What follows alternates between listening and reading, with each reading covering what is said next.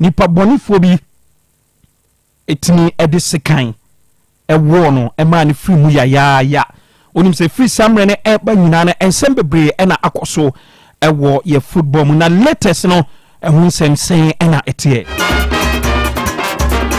sinso atraman official baako anwumre ya ɛfifo no ɛde charge ɛde abɔ no yɛde details no nyinaa ɛba obɛka mmra game no ɛkɔ so no nso atraman ɔno official baako a yɛfrɛ no Kudus Bashiru ɔno ɛne TC field no so ɛde bibi ɛkɔ ball Asante Kotoko goalkeeper a yɛfrɛ no Mohammed Kamara ɛma Kamara so ɛdwa gu ne so a ɛno so ɛho nsɛm bebree ɛnɛ Kudus Bashiru yɛde charge kɛseɛ ɛde abɔ no ɛde charge ɛna yɛde abɔ no ɛho nsɛm ɛba show no so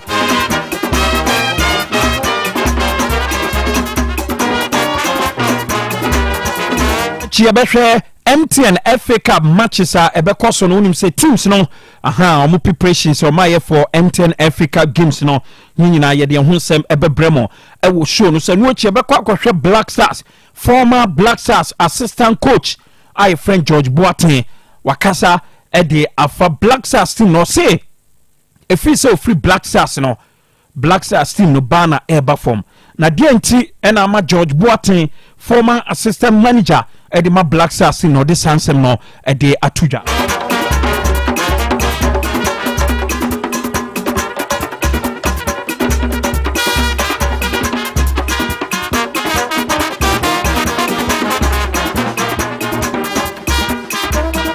se bɛkɔ akɔhwɛ Black Queens wonim sɛ ɔmo prepare for Africa women anase AFCON ɛma ne deɛ na ɛbɛkɔ so ɛwɔ Africa ha no Black Queens prepare na ɔmo akɔ PM ɛwɔ Morocco ɛma ɛnɛ ɔmo ɛne Morocco ɛbɔ friendly game ne ɛndeɛ no Morocco ɛhyɛ Ghana 1-0 game no ɛho nsɛm bebree na no ɛbɛba ɛwɔ show no so coaches no ɛde nsɛm ɛde atodwa yɛde brɛmo ɛwɔ show no so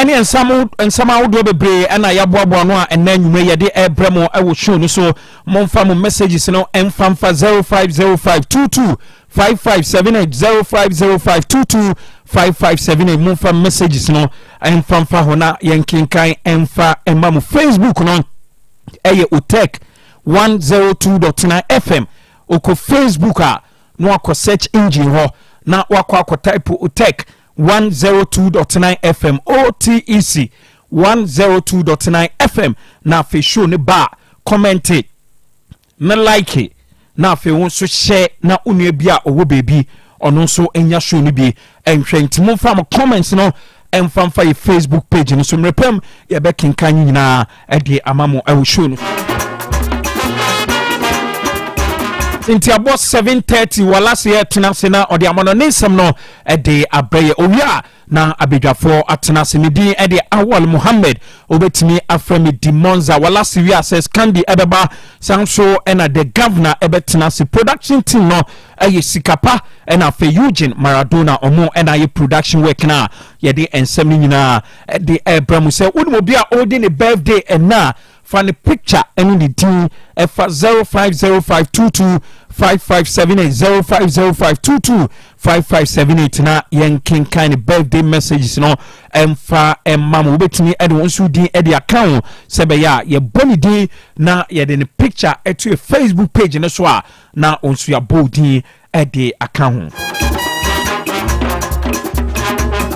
Senti wala se tena se a ode amanone nsem no na ebreye in the next 30 minutes no owie pe na afia ba betena se na yedede akem bia no ede abramu nte ne ensem no edoso se ne medical ede atomanim no ene ye Friday dia asemi dika hwan na ebeka abedwafo tena se a omode eho ensem ebebremo ewo show no so nti wala se ba na ode amanone nsem no ahya se ede amaye Otec 102.9FM eye Royal Sports and yedi ebo lembu na we sorry so ama the next show no aba betwa so edi amama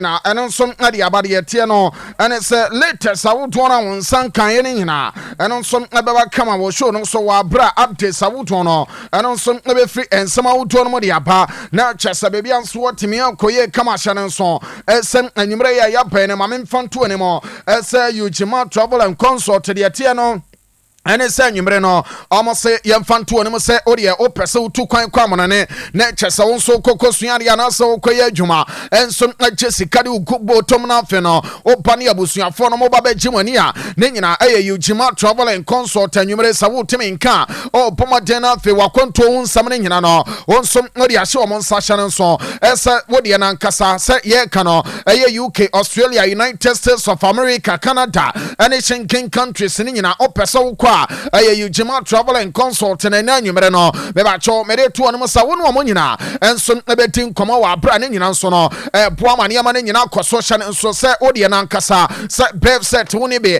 anaasɛ ɛyɛ passport no ankasa wo nso wontimi nyɛ bia ne nyinaa ɛyɛ Ujima Travel and Consort no ɔmo yɛ ne kama ɛnso ɛtumi de ama wo nti anwummere yɛ me ne wo kɛsɛ no bɛbɛkyɛw de yɛteɛ no sɛm ɛfiri kyene kɔ no wobɛwuram ɛwɔ de yɛteɛ no sɛm ɛyɛ North Central so mebacho ɛdan na ofiri so na oba interchange no so no lecture sɛ ɛno yɛ fɛ no Bugis building na chipe ana Ujima Travel and Consort on sanso no ebetimi akom opie mo obo ase ade yɛte no ɛne sɛ Yak Towers a ɛne Enkane GN Bank ne de hwɛ no mo no ɛhɔ ana obenya Ujima Travel and Consort na afedi akabia mo nso matimi ato so amane amane nyina no ɛtimi akoso kama ya no wahyɛ no nso ɛsɛ wo no mo din kɔma nwumere ya na kyɛ sɛ de akabia no ɛtimi abaka and 0553 944 608 0553 944 608 and that's 0547 740 774 0547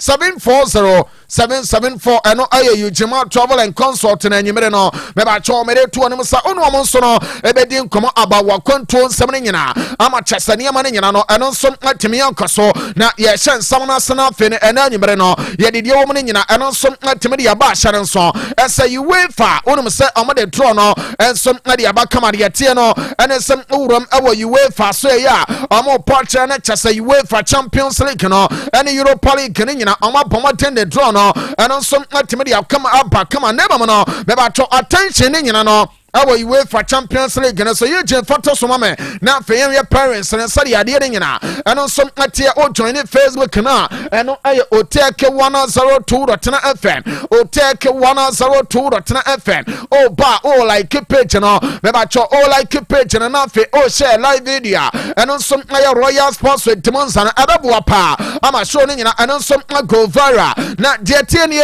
parents no bɛbakyɛw deɛ tie no and it's a Paris Saint-Germain. Ye peomo with a Liverpool and PSG and Liverpool and Ebebo. Chelsea Paris Saint-Germain. Ebebo home first. Now Febia Timia Koso. Yanku anymore. The Atiano and it's a Saida. Nete added the woman is a club Bruga. Brugaon. Brugaon. Or Amunesia Aston Villa no. Enti utimu se adeɛ ne deɛ nkurɔfoɔ no mmienu no we nankasa no ɛyɛ den a ɛno nso ɛbɛyɛ den na deɛ te ne sɛ yɛbɛnya Madrid derby ne nyinaa ɛne sɛ Real Madrid bɔbɔkɔ no ɛbɛhyia side ne tiri Atletico Madrid ama san game no ɛno nso atumi akɔ so san so ɛna ma memfa nto dwa ɛsɛ PSV Eindhoven ɛnso ɛbɛhyia side ne tiri Arsenal ama kyɛ sɛ ne nyinaa no atumi akɔ yɛ kama yɛka no le kyɛ sɛ SL Benfica ɛnso ɛne Sababo kono and a besia shannon so and some side and it didn't Borussia Dortmund so no and a little Bobo Kono Besia the tennis say Benya German in some Amodiano the tennis a big game a babasono I side and it didn't buy an umber was to side let him adili Facos and Amabi Biansono at me Alco so come a yenkano let Chester fan or don't some any club let International Milano and a Chesanina and some Abetini Abaso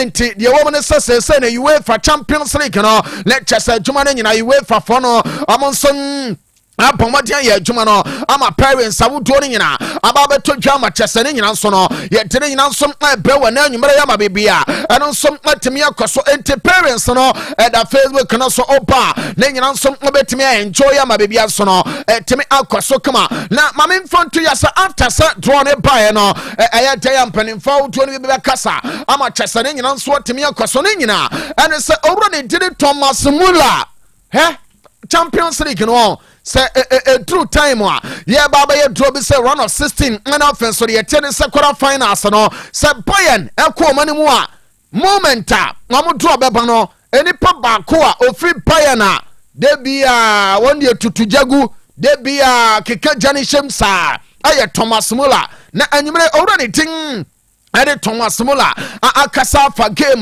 meba cho omne play all for Liverpool senso no enso ade be pomne nyana na Thomas Muller say yenkam obi aso ntimi ntesa parents no abane bae no o check ya bae bobo kono ebe hia Liverpool sen na fe omabo o se uram wo Germany pandits awodo no eka na sa an se no krampo no bae bobo kono oma ye mre na de ne de Liverpool sen tim no enso ebe uram na fe oma progress ɔse draw no na apa no na draw we ya apa no deɛ ɔka kyerɛ pia ɛne sɛ anya apa no ɛyɛ de ya bae nso no ɛnso ɛbɛkyerɛ ma no afe ɔmo nyina ɛtumi ayɛ adwuma no ma bibia nso no ɛtumi akɔ so kama Thomas Muller wɔabra na kyɛ sɛ wo nua ɛkasa no nyina no ne nsɛm ne bi ne yɛntie bi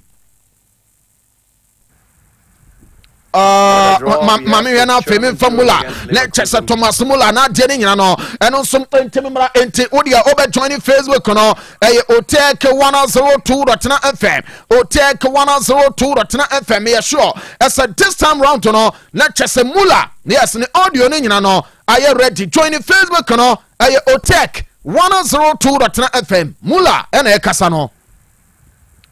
What a draw. We have the German duel against Leverkusen. Yeah, it's a very interesting drawing system now, and we know our way to the final, to the finale daheim. Yeah, tough games ahead against Leverkusen. We have a lot of respect for them, but we are still confident. Let's go, Mir Samir.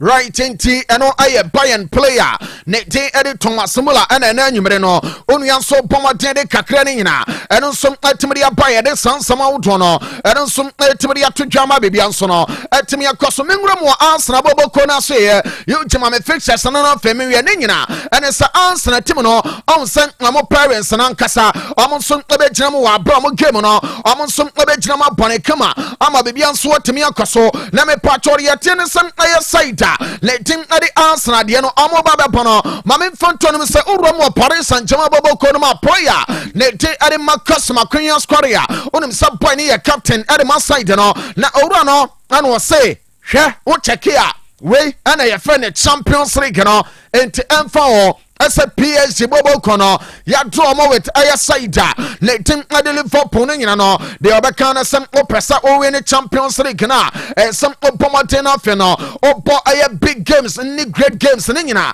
and sem anu a opomoten apono eno ana kire sem nso o ye ready asa tournament no obetimi aje ade ye se wuna so ama chese bebia nso no eno nso atimi akoso entim aya de wo mo ne sem awura ne tedi makwen oso de ye osem aya draw apa against aya Liverpool no omo PSG boboko no kwa kwatanse wa abram nso no ebe pe strategy a omo de betimi de yi Liverpool boboko no eno nso na de free aya tournament no mo ama chese bebia nso atimi akoso ye de sansam ne nyina eno nso atimi de atodwama bebia nso no atimi akoso kama let me portro Arsenal boboko no no on say maka che say omo ne PSV Eindhoven ana airport owura ne tin ade Martin Keown me ba cho owura no on say on one kasa no echina mo de ma Arsenal boboko no na after the draw you je why mame Martin Keown de no na fe ye ni nkomo papa no say hwa yankam obi aso ntimente esa wote ho na wadwene ne nyina no and say oh PSV Eindhoven de we de say e bia chamfan bi eno amon so no bomodin hia Arsenal a wo say hwa ti wani ne nyina and say akwada nche Jesse baby a say club ba Neti ade de chese PSV oma ba bedu no masa ahanya ha na ba beka ese an na team we krampo no omo so krampo omo mfisusa o se Arsenal boboko no so omo ye careful ni nyina and se PSV team no masa omo ni mpo ne bo na wan we ya omo ye capable aso mbe team bia e do omo free mo Martin Keown after the draw no ne nsem ni nie. Okay, it was at the beginning 2 Dutch teams, so are you happy with the draw? Happy. I think we're going to show a great deal of respect to PSV as champions coming into this. The way that they put out Juventus, we know the history of that football club, so they negotiated a really good round in the round of 32. But we have won 6 out of our 8 games this season. We've won 4 at home, so we are a formidable opponent now. PSV will know that, but we obviously go into it with a great deal of respect. They have good balance in terms of Perisic was, I thought, outstanding in the Juventus game, so they have a good mix with Lang in there as a youngster. So no, it's a difficult game for Arsenal, but we don't need to fear anybody at the moment. Do you think the biggest problem is maybe that the players don't take it too easy? When they're here, it's only a Dutch team? Who's saying this? The Dutch is right back on the map now, Dutch football. But underestimating is... No, they don't do that at Arsenal. They're growing as a group. It's still a young group. Only their second year back in the Champions League after a big gap. So no, this team's trying to win something with difficulties in the final third with injuries, but they're finding solutions, and they need to do that against PSV. Right inti orani tiri Martin Keown and ono so pomoten e di sansema nyina ba wa bra Arsenal boboko no omo so ya pe omo we side ne team e di PSV and Dolphin ama bibia so no eno so atimi akoye no wo kirem se adwuma na nkasa no se Arsenal boboko no omo mani da ho e ma ne nyina timi koso ne nyina ene se e PSV team no master udi agro so betimi adu eno ene kakra ene anyimre papa ne de ba ya di ne nyina no eno so timi di atodwa cho on se na La Liga game baako ewo ho maka cha Madrid boboko no omo de Champions League no omo nya side na team na de Atletico Madrid da san game no eno nso obetimi atodwa ne nyina ene se ne nka Madrid ebebo Sunday ansana ne Tuesday eno abeye fourth omo ne Atletico Madrid abo enyumre ya me no kase no after se draw ne pass so ema Madrid boboko no enya Atletico Madrid no La Liga company for say game wa na sa Madrid and Real Betis ebo Sunday no Oma yi edi aba Saturday say be ya beboa na Madrid boboko no omo nso atimi anya enough rest ama bibia nso no atimi akoso wa abra me pacho wura mo ewo UEFA Champions League no round of 16 no eni ama ne nyina eno nso abetimi akoso ye de sansam no eno nso atimi de atodwa eno ene kakra ne de eba ye de sansam no eno nso atimi de aba na mame nkoma no na memfa ntodwa asem wura mo ewo owura ne tin ene Marcelo da Silva Junior image no ho you change the mama na Marcelo ne ba ne tiri Enzo Alves boy no anya 15 years na akwada no yesi agora odi ede mama Madrid boboko na nya sam ketwa entim aye boy no ene yesi wa signing deal di mama Madrid boboko no wa bra na deal ne nyina ekoso no akwada no ne kuta pen ne maame na esi ne nifa so ena ne papa enso woni benkum so na ne nua ketwa enso ate Marcelo nchen no ntise say Marcelo after some anonso ewie bone nyina no oba be pomoten na fe ne ba ye fe ne sem aye enso no anonso atimi amane gina ma bebia nso no enso atimi akoso kama ye de sansam no enso atimi de aba Real Madrid boboko no onim say omo Champions League omo baba no owura ne ti ade Jude Bellingham mame mfanto onim say first leg eno beba so no owura ne ti Jude entimi mobi ni nyina anasa obakaya ya UEFA Champions League game no na Madrid boboko no ni City bo no bo ne kwaje yellow card ama me kache o se Madrid team no e progress ko manimu a de tenesa boy no on one kasa no ontimi mobi sanso na shanenso esa La Liga no Jude Bellingham akoko titi anasa okoyusu F word no e wo chese game anu omobo ama referee man red card meba cho player no ya man 2 game ban ye tene sa Madrid boboko no enso akokoya appeal ye men se kana na nyimre no ene se ni nyina no ye se eno so ya reject into player no enso ababo Madina feme patron next 2 La Liga games no wa make say area Madrid boboko no eno ene kakra na tay eto dwa ye tin sama uto no eno so abetimi abaso meba cho meba matches no so na mama na nyimre no ye nya stories awuto ni pina eno so mfamfiri ho na Manchester United boboko no ana nyimre dia men se kana se owura ni ade Alexander Pavlovich awbo ade ma Bayern boboko no yesi Manchester boboko no ehwe kwan am befa so ne nyina ɛne sɛ Marcus Rashford ɛyɛ player ɔyɛ Manchester dia na mmom no sɛ no Aston Villa ɛna Rashford nso no bɔdeɛ mu ɔmo yɛsɛ United sɛ sama no ɔmo pɛ sɛ ɔmo ne Bayern ɛyɛ swap deal na afei owura ne din ɛde Alexander Pavlovich aba bɛwura mu United na afei no owura ne din Marcus Rashford nso no akɔ Bayern ne nyina ɛne sɛ yɛsɛ Robin Amorim ɛhu owura ne din ɛde Pavlovich no ɛsɛm ɔba team no ɔbɛtumi abuild around him na kyɛsɛ mfimfini wɔnom no bɛbatwo player na yɛ adwuma ama nneɛma no nyina ɛno nso atumi akɔ so yɛde sansɛm ahodoɔ no ɛno nso ɛtumi ato dwa na mepatwo anwummerɛ yi a Robin Amorim sɛ yɛnka mu obia so ntimente ɛsɛ Manuel Ugarte Lenny Yoro ana afei Christian Eriksen ɔmo yɛ back for game Manchester ɛbɛbɔ ɛde ɛtia Everton ne nyina ɛne sɛm ɛyɛ guys nankasa ɔnsɛm ɔflete United bɔbɔ kɔ no ɔmo bɔ adeɛ baako ne sɛm ɔmo ntimi nya saa guys no ɛmfɔ mo mɔ ne bɔm no this time round no ɔmo nyina apɔmɔ tim atimi recover Manchester bɔbɔ kɔ no ɛbɛnyu ɔmo ama kyɛsɛ adwuma no nso no ɔmo ba bɛtoa so kama ama adwuma no nyina ɛno nso atimi akɔyɛ yɛde sansɛm ahodoɔ no ɛno nso atimi de apɔ ama bibia nso no ɛno nso atimi aka so na Robin Amorim ɛna owura ne se yɛnka ɛmu obia so ntimente nansan no ɔn sɛ United bɔbɔ kɔ no ɔmo yɛ ɔmo adwene sɛ ɔmo bɛpa adeɛ a yɛfrɛ ne sɛ team bonding ama ne nyina no ɛtumi akɔ so kama na ɛnum no ɛna United bɔbɔ kɔ no ɔmo abo nsɛ ne ɔmo pie nante nkakra akra ama kyɛsɛ ne nyina no ɛtumi akɔ so ɛno na mepatwɔ Robin Amorim se yɛnka mu obia so ntimente ɛsɛ boys na nkasa no saa deɛ no ɔmo yɛyɛ no hwɛ na ɛho nyia paa ɛsɛ ɔmo bɛtumi ayɛ ne nyina ne sɛ adeɛ no ɔmo duro pitch ne so a ɔyɛ sɛ ɔmo nso etimi yɛ adwuma ɛma ne nyina nso etimi kɔ so team bonding no owura ne di no Robin Amorim ɛsɛ kwan ɔmo afɔ so ɛma kyɛsɛ saa nneɛma ne nyina ɛno nso ɛkɔ so no ɛyɛ adeɛ baako a United ɛbɛboa ɔmo Amori ɛkasa. Have had a bonding session by all accounts this week. Have you seen evidence of that? Do they feel a little bit more together this week? For me, it's more important in training. And what I see in training is that they are improving. They are creating relationship. Even the sound of the training is different. But like I said, we have to use that in the game, and we have to see it in the game, and we have to take that step. I feel it in training that we are bonding and we are understanding the way we want to play. But then in the game, I feel that we struggle a lot. How does the sound change?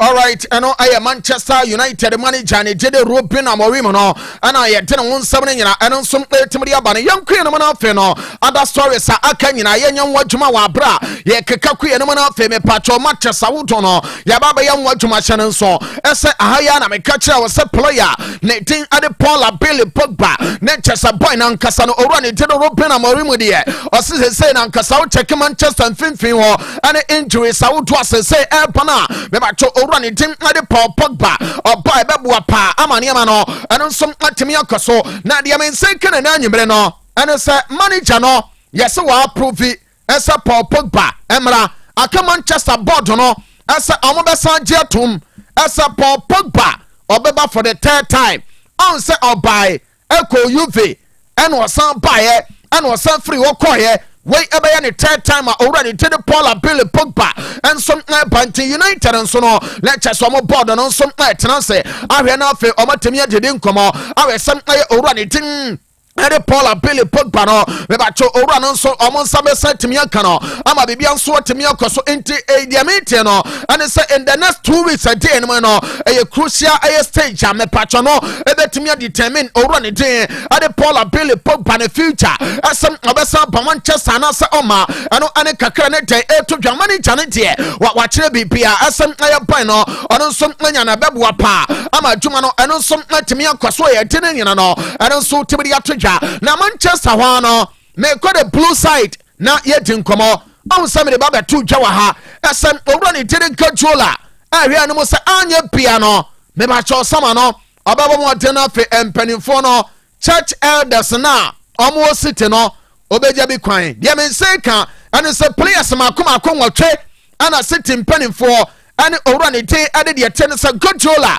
ahwe anu mo se sama no eso omoko number 1 Jack Grealish 2 Kevin De Bruyne dia men say kan sa boy no na deal no nyina pa na wie ya City bobo kono stand ma no enti MLS no ana opeso kwa ano so na ba kwasanso no ana dia men say kan say uramo awo Saudi Professional League no ma club Saudi and some na mo say urani tin ade Kevin De Bruyne o mon sanso betimi aka no me ba cho another player Bernardo Silva next no player ne tin Eddie John Stones Sansono ana Mateo Kovacic ne tinka ho meba choshe no so asa Ikaye Gonogan ne yametie asa de tinsom aka goalkeeper ne tin ade Edasi Morite Santana ensom adia ba ana fe boya obolo no ariama esemula bobo kono aye Kyle Walker ya mensenka ane sem 8 players we nyina gajola so no pese opomotin no fe no adwuma no anonsom na ya adia ye fe ne sem na ya rebuilding no ade mo City bobo kono ama adwuma no so no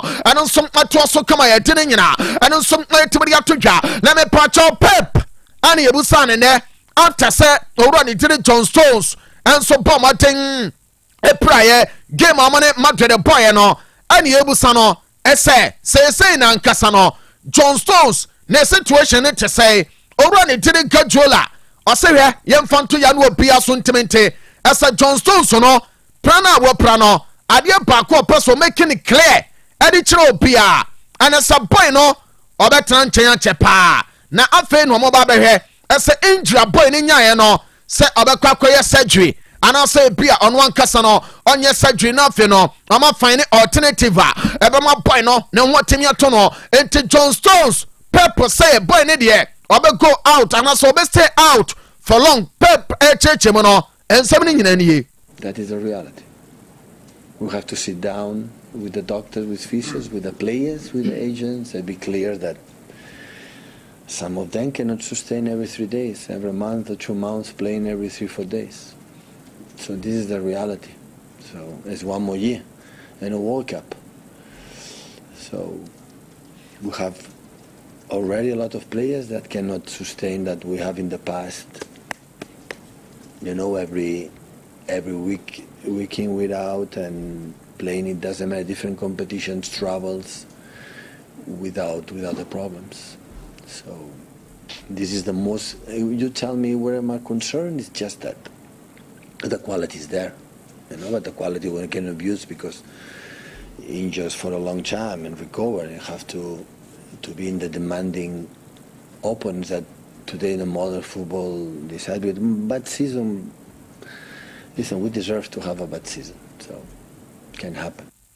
Right into eno City manager ni tin edi Gajola na de sansam nyina eno som ade be na anwumre ya tin nyina no eno som etimdi ama wo show no so no ma me fanto ne mo asa de yete ne se okuo ne mo na afi no o check ne ama pia eno som etimi akoso ade me nsenka ade free Egypt ane sa me pacho reporter bi ne de ede Ahmed Atta boy papa ne dia ba betu dwa se hwe Liverpool or say Liverpool a presented a formal contract and a baku pa and a diama Mo Salah. Nasikana Amadema Mo Salah no Omuti Sikana so crap protein the SSA Orgiano Emma Chessa boy no and so I reject this offer no or see a basin there Liverpool form far offer PR and from a Mo Salah BM into a Mo Keka as I and a Liverpool Bobo Kodo Crampono the Atenasan Uramwa, almost some animal Salah 18 common in Yano, Mebacho Uram Ewo Egypt reporter, Netted Ahmed Atta, or Sianka, and will be a Suntimitessa Saniamano, and Yano create me patcho of Liverpool de Paye, Emma Mo Salah and some rejectiano, Letches and Noa and a Coso Liverpool, Mamin Fontuya something, I mean Seka, and it's a only man sitting in. I hear was a Brighton and over beyond player, letting other colors Paleba, yes, woman, you know, I heard them on Brighton say.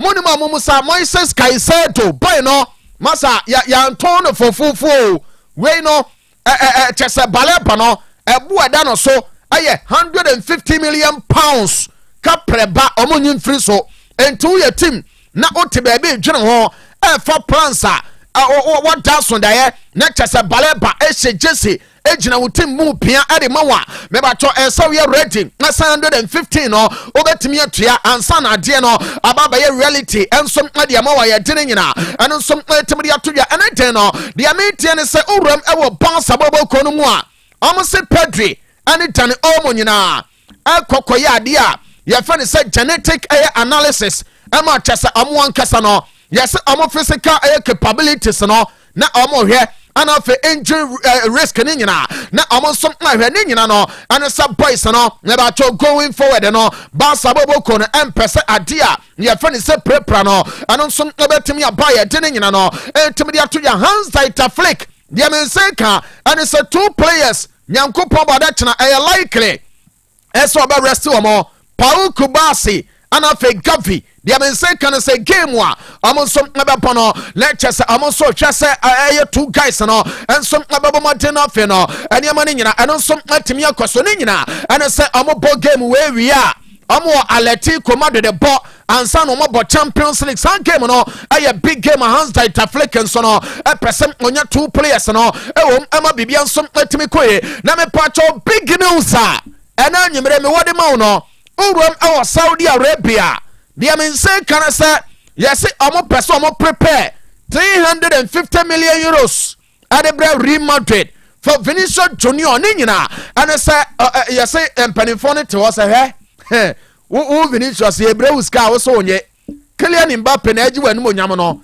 say club no he season we so na wo go so no ma na chese Kylian na ehya saa he Vini obi awre be fiu enti Saudi for no yesem omugo so dada player na dim ade Vinicius Junior de men say kan no and some omo person omo prepare world record fee and 350 million euros ade brama to the bobo kono na Vinicius Junior so no anon some ama bibian so no etimi ekoya ya de sansam ne nyina anon some etimi de atodwa be ba cho weekend way Manchester wodo abekoso Otec ye wia Monday big game baba so ni nyina ene se Galatasaray bobo kono abebo ade etia fana party na yase tekefo no omo ye Turkish Super League no so no omo we din hu se he sa game no o chekia omo kokofa Turkish referee bia ade ne baba gina mu a wa we be dane ma bo enti omo ko Slovenia omo kokofa papa ne tin ade srako Vincent eso papa no emra me sa big game onyankopon bu one day eno som obetimi atodwa no ama chese be bia nsom atimi akaso ente decision ni nyina confirmed by Turkish Football Federation no ente owura ni tin ade srako Vincent enso no ebaba ba hwe adwuma no so ama ni nyina eno nsom atimi akoya ye de sansam ni nyina no eno nsom pra wana nyimre wo so no so be ba cho Doneka ba mesha o channel so na fe watimi on se Doneka no eno nsom ayadu papa Doneka na ba be ba cho mo Johnson tentam no monum Doneka be brema adru weekend we no o kofie wan kasa no yam hyehye no esem monum Doneka be ebabua pa amane amane nyina no eno nsom atimi akoso Doneka no ayadu papa every diamond scientific ba and research clinic aso ye me ba cho oba ye kan no wodi ana nkasa ka ho yo je mba pe Doneka na yin na fe wodi atoso lecture se omo ye Facebook no ana YouTube ni nyina omo so on se de Doneka no eno so city no omo kwa kopa bi ato a lecture se omo tim nyanya bi enti Doneka ba mesa no eno na me kan fodi am wana nwumre wo so no so de atene se bema o Johnson tentem o transia na se apagya de atene se wakwa akoya adwuma abre wa ye se mre ese kusi aya bono so obon mu na esa open Doneka ba me chane be na no na boa ama ne nyina no eno nsom atimi koye me ba cho Doneka ne be boa ama enso afiri Berman mo ana wase eba no ne nyina ebe yi de afiri ho Doneka ne be boa ama oba watenka na ba se Berman wu a oba wo ba no eno nso betimi awu oba wo ba no anya sabio ekwan ya da wo ho nebo no oba na nkasa no oba na esimu no eno ana chese efe no oba se no ansori anya adwuma de wo mu no ene se the problem ebetimi aba entinum Doneka ba me chane be ebe yi menstrual cramps e de afiri ho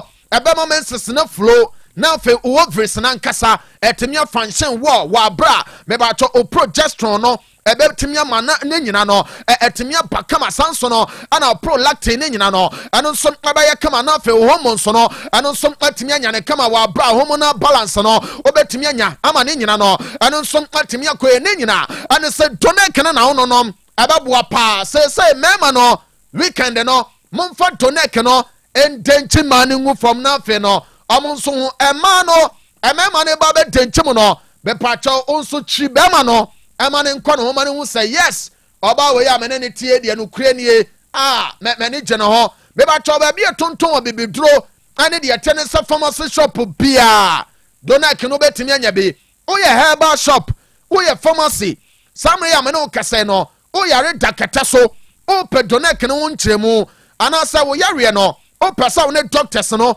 edi nkomo fa wo na afi no yɛma wakwankyerɛ we ɛyɛ free bonto ɛmfa wo sɛ oba ya so yɛ hɔ anasa wo ma yɛ hɔ no no fra yɛ na anwumere ya ne nkomo ɛyɛ 0246 727 677 0246 727 677 and that's 0249 208 252 0249 208 252 Shannon so as Otec School of Journalism and Communication Studies sebra na yɛmfa mfa nteteɛ mu no afe nsɛntwerɛ adwuma no wo nso mmra mɛyɛ bi ne nyina ɛne sɛ anwummerɛ yɛ a me ne wo nkasa na nkasa no wɔne gye wo nsɛm nsɛntwerɛ adwuma no wo nso pɛ sɛ woyɛ bi a ɛyɛ Otec School of Journalism and Communication Studies na mede to dwa ɛsɛm ɔba no kyɛ sɛ nneɛma no nyina no ɛtumi akɔ so sɛ wokuta wase anaasɛ SSC certificate no o qualify sɛm wobɛba sa nso no ɛna A-level foɔ no nyina mo nso mobɛtumi aba mature students a mobro 25 years ɛkoma ne mu no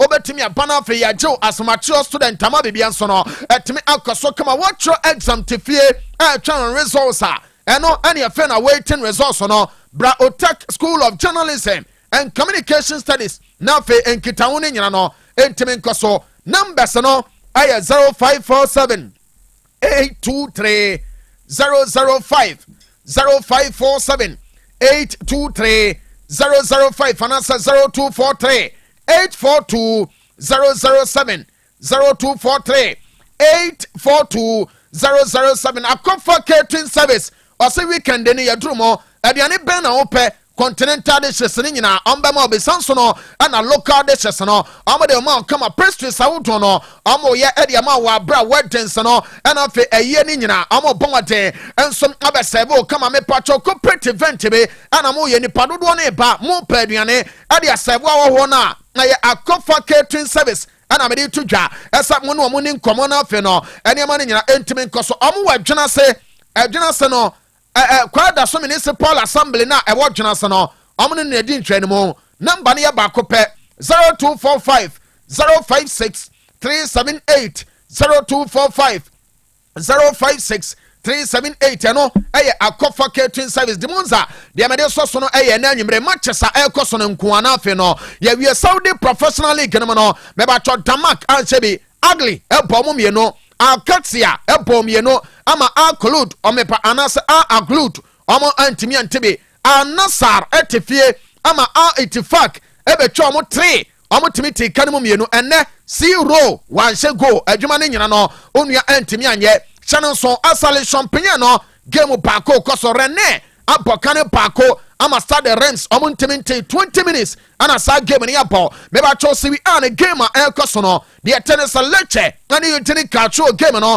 ɛno nso ɛyɛ no Freiburg nso no ɛnso ane Werder Bremen de ahwem ɛwɔ Bundesliga no mo de wɔn ne sɛ Freiburg abo 2 goals a Werder Bremen bobo kono ɔmo ntimi yɛ Celta Vigo ɛnso ne Osasuna obian shebi ana fe Premier League no Leicester City and Brentford the Bees 5 minutes ayaba no aye no na ne nyina no eno nso atimidi aba ontis no tie nyina na fe amana ne nsam na anwumere no yeboaboa no ne nyina ye mfransi ye nchie bra kofi Faith A Rentals ne wura no kro from Colombia ho oma bie dem sanso no ena mazi Master Jobo generator expert or the atomo ho Master Dan ewo CPC Odo Tech FM ho a ena Master Dan say no siutu no ayon sisuma entuto frim eno de sports no efa heat ewo ho ena fe director moaben amwab gas oven and stove name Paradise Gas for no Cosmos mo chema Cosmos airport runabout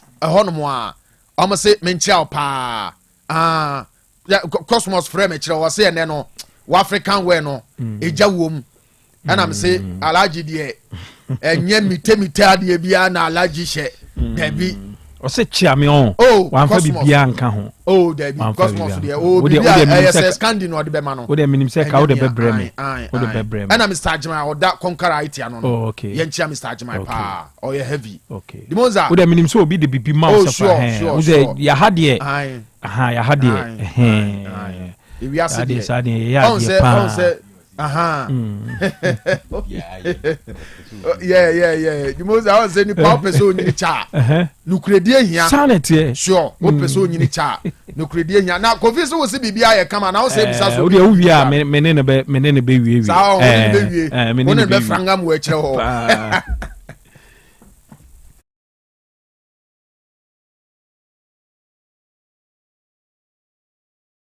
Others can only follow. Otec 102.9 FM, the pride of Ashanti.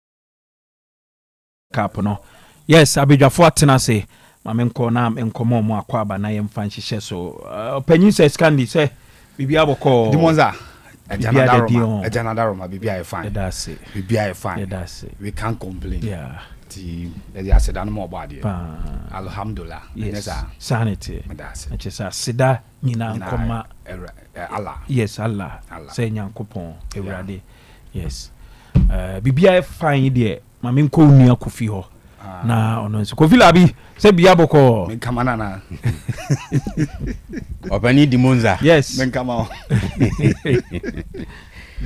adum ni ahwe enti no mani biye okay as usual ye koso abo ba de empire se die nyanye ye no na daro ma o mani nye ye mai pacho so ho ye ya me adome ho ye pa bibia ye ma oh alhamdulillah bibia boko okay bibia boko bibia ye ma na o se bisa walasti se obi mfa bibi ma ni so mfa mre no minimum so se ni pakro no hwe nkodi ni ho obi bia nkodi ni ho nsuo epo nyame ne bo epo so what I say nyame na nso ne tonsuo edugu epo mu na epo na se nyankopon tonsuo na egu ma anye se epo ni hia nsuo say nyame to very good baby epo ne da no de bi be ba be very good anye se epo ne hia nsuo nso me de sa na tie to no so de hia hwe na se o de ubisa de nti obisa ne se me de ama na eye no ebi free ne nchen so kwa afoforo nchen tie se ebisa ebi o si bibia ye de u hia hwe na ko asoro me ko Church of Pentecost okay oh okay sons of God this way march forward fantastic okay yem fanhye so ye be kwa am no ne of course Champions League ne Europa League ne Conference League on draw ne course so yenhwe ehwo nsem se coaches ne players ne bi akasa e de afa ho and afi other stories are walase edugu ho ti kofi ma me mra ho na yɛmmɔbɔ bom saa menim sɛ weekend so matches ɛwɔ hɔ yɛbɛhwɛ ho nsɛm ti ma memmra hɔ na scandi mmram later enti yɛmmɔbɔ ne tɛwtɛw meda ase ɔpani a biribiaa yɛma no wadaro ma yɛwie a ne kyɛ sɛ wameahu wɔ akyirɛ hɔ na wasɔteyɛ enti saa pɛpɛɛpɛ alright Demonza yes weekend wɔ hɔ na weekend ne ba sɛ ɛdɛn a league action bebree ɛkɔ so but before that ɛnɛ deɛ kuruwa baako a trendy almost everywhere the UEFA Champions League trophy. Na Eugene Bebo annual project me who say almost all the teams ma enter run of 16 stage of the competition no aposti this particular trophy and this particular design. So when training go huna we no say Scandi Portuguese and Spanish. We are French and French. Okay. Coupe de Club champion European. Intima say Real Madrid are posti way. Inter posti, Bayern are posti, almost all the clubs, almost all of them. Enti we say finally the draw for the run of 16 stage of the UEFA Champions League 2024-2025 season. Enyaba amiye the fixtures. Now when we say the etwako wie nyina say this very season, if this season aircon, the format of the Champions League ain't the same as Kane. At the same time, Sikane wom Kane be say $1.6 million no. Okay, this time me call be say over 2 something. Inti sika bem matches ne nso aye more. So what you say? Inti let's walk. Na yenhwe said the fixtures ni sitie. The edi kan teams ne path ekwan will be anam so. Of course, venue for the final ni there obi anim say Munich. Enti road to Munich. Say netie. Ebi mo afa ni say Barcelona path versus Real Madrid path. Well, that is how Enkofu because almost every time no see the biggest fixture in terms of club football in Europe see the El Clasico. So among believe say Real Madrid path no difficult Barcelona path. So this is it. We are just about 10-11 days away from the games. Until 4th, 5th of March, yebebo first leg no. Na 11th and then on the 12th of March, ya bought the reverse fixture. You ni asone so. Now for your quarter final stage. So Barcelona boy against Benfica. Oh say in the group stage, even though with a different format, Barcelona kobo Benfica Portugal. It was a very close game. In fact, Barcelona suffered, but eventually Ombe winning here by 5-4. You remember that game goes by, and it was a game. It was surprising. Say we had that particular game, no. Now Barcelona, and winning that game because Benfica started very well, especially in the first half of the game. And a repeat of that fixture, okay. What that means is a winner of the game between Benfica and Barcelona, no. Ebekwa ku face Dortmund any Lille, they will be winning. At the same time, Bayern Munich any Leverkusen, and also one fixture is so interesting. In the history of the Champions League, it looks like the first time 2 teams see Asian here. But the Amna Babe tough, the fact say Bayern Munich this time competing Leverkusen to claim back the Bundesliga title because last season Alonso and Leverkusen Nigeria and Leverkusen defended this very season. Omumi enu nyina abo in the league. Interestingly, first leg Leverkusen fie ekoye I think the first leg was 1-1 and at the reverse fixture no and so 0-0. Into Omumi enu nyina this season o share 2 times. Obi antimi share no yonko. 2 goals a PM nyina obi ahye 1-1 tie no so man very close, but eventually they obe win that game no ebe kwa akotwen Inter any Feyenoord they obe win na afi ye de kwayanim na on said there is something about Feyenoord Inter game no AC Milan in Italy the most successful club in the history of the Champions League. Overall, the second most successful club in the history of the Champions League, AC Milan, with 7 trophies. Unim say, omu need this stage because a Feyenoord any AC Milan free. And this time, Italy phone believe say, omu only rep in the Champions League, or many that's in the Champions League, Inter Milan. And a quite fast so a Feyenoord, a very stubborn side, a team and slot started so build the reason why Liverpool for who say he has something better in him or kofa adwuma at the man no I will be take you over the Liverpool job no and I who be when Feyenoord played against AC Milan. And before that, no maba Etihad Stadium akọ down by 3-0. I bet it canam na 3-3 and they've proven say a very good side. And Italy for say this time I was say Inter Milan it me pipa omanim no muti omanim. So who wins that game after 2 games no ebe face Bayern Leverkusen winner ne eko. Oko Real Madrid path na they are playing against Atletico Madrid. Na on say so we Madrid path no so Liverpool bebo PSG ho. Okay, Aston Villa any club Brugge. Eno de enhye da nye bibi hu bia.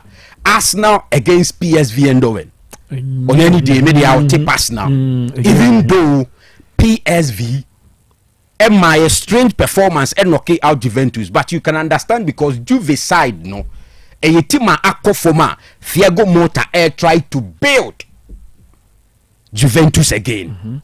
Quality not drop it and you know they are trying to rebuild. You can understand. Me I'm tipping Arsenal to go through. So what you say? Now the top liner ewo hono. Real Madrid, Atletico Madrid. Okay. Mamenka bi bimfa game we ho nkyerɛw. Na menwie Champions League nkomo no. Unim say between Real Madrid and Atletico Madrid yenya games mako and 9. We've had 9 good games in the Champions League between Real Madrid and Atletico Madrid. In terms of head to head, Atletico are winning 2. 2 are ending in a draw. And a Real Madrid are winning a mako 5. So clearly, head to head, Madrid are way ahead of them. Okay. But Eugene, walk with me. Go back to Lisbon in the year 2014. And when I same KCC, that day it was this same Carlo Ancelotti leading Real Madrid against Diego Simeone's Atletico Madrid at Lisbon Champions League final. And something strange happened. Oh, the Eugene admire the score line. As at 92nd minute, this is it. Now Atletico are up by a goal to 0. Everybody thought said Diego Simeone winning the first Champions League ever in the career as a coach. They were so close on the 93rd minute. And Sergio Ramos, and in the picture you can clearly see Sir Ramos is the guy in jersey number 4. Washego no watikana or celebrity. And when that ball entered the net, Atletico confidence in na rai. And Real Madrid the game call extra time. Eventually, Bale, Marcelo, Ronaldo added up Emanico 4-1. And I remember that very day, we said the way Atletico for parody almost squad now. It was the usual 4-4-2 formation from Oluwa friend Diego Simeone. Okay. Now, that time Netibut Courtois or Real Madrid say no na ye goalkeeper for Atletico. From then over Chelsea and or the free Chelsea by Real Madrid. So he was imposed. One fan and a ball number 2 on the day for Atletico Madrid. Number 3 was Felipe Luis. You remember Felipe Luis? On also at a point before Chelsea and Shadam Fa. And on the center back, no, it was Diego Godwin and Miranda. In 4 no, Koke on the left side, Raul Garcia on the right side. In the middle, right side no was Thiago and Gabi, who was the captain on the day, and Sujinaho, and both 2 players up front in David Villa and then Diego Costa. And it was a game. They didn't come to open up to play as usual. You can liken Diego Simeone's style of play to somebody like Jose Mourinho.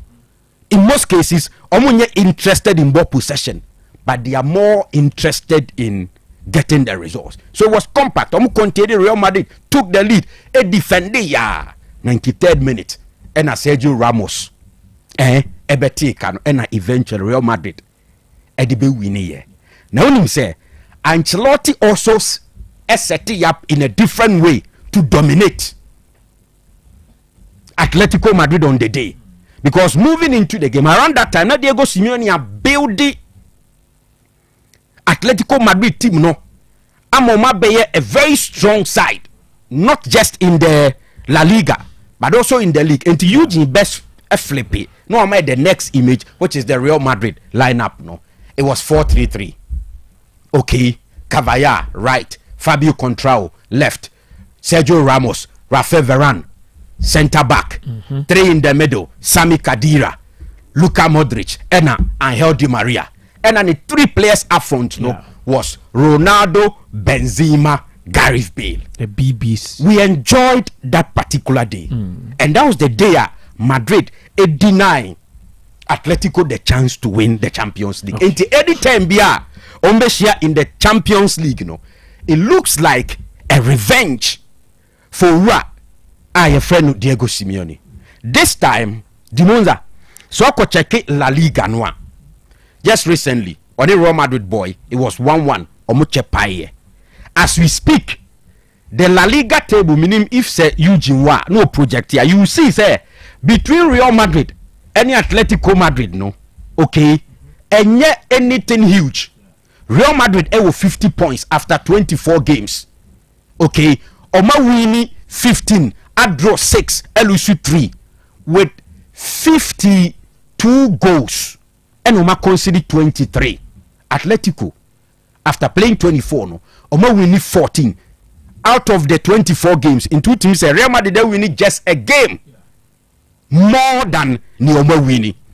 In terms of games, Oma lusu, whilst Real Madrid, okay, Elusu 6 games, na Atletico, Oma draw 6, Atletico so draw 8, and Real Madrid Elusu 3, Atletico Elusu 2.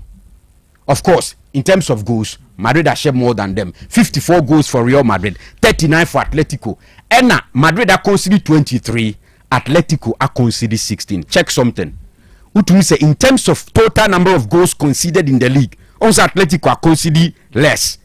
And that is the strength so for of conceded less. That is the strength of Ura, our friend Diego Simeone. And a one gamer, okay, Demonza, both home and away, meaning now Madrid Chromo. Yeah.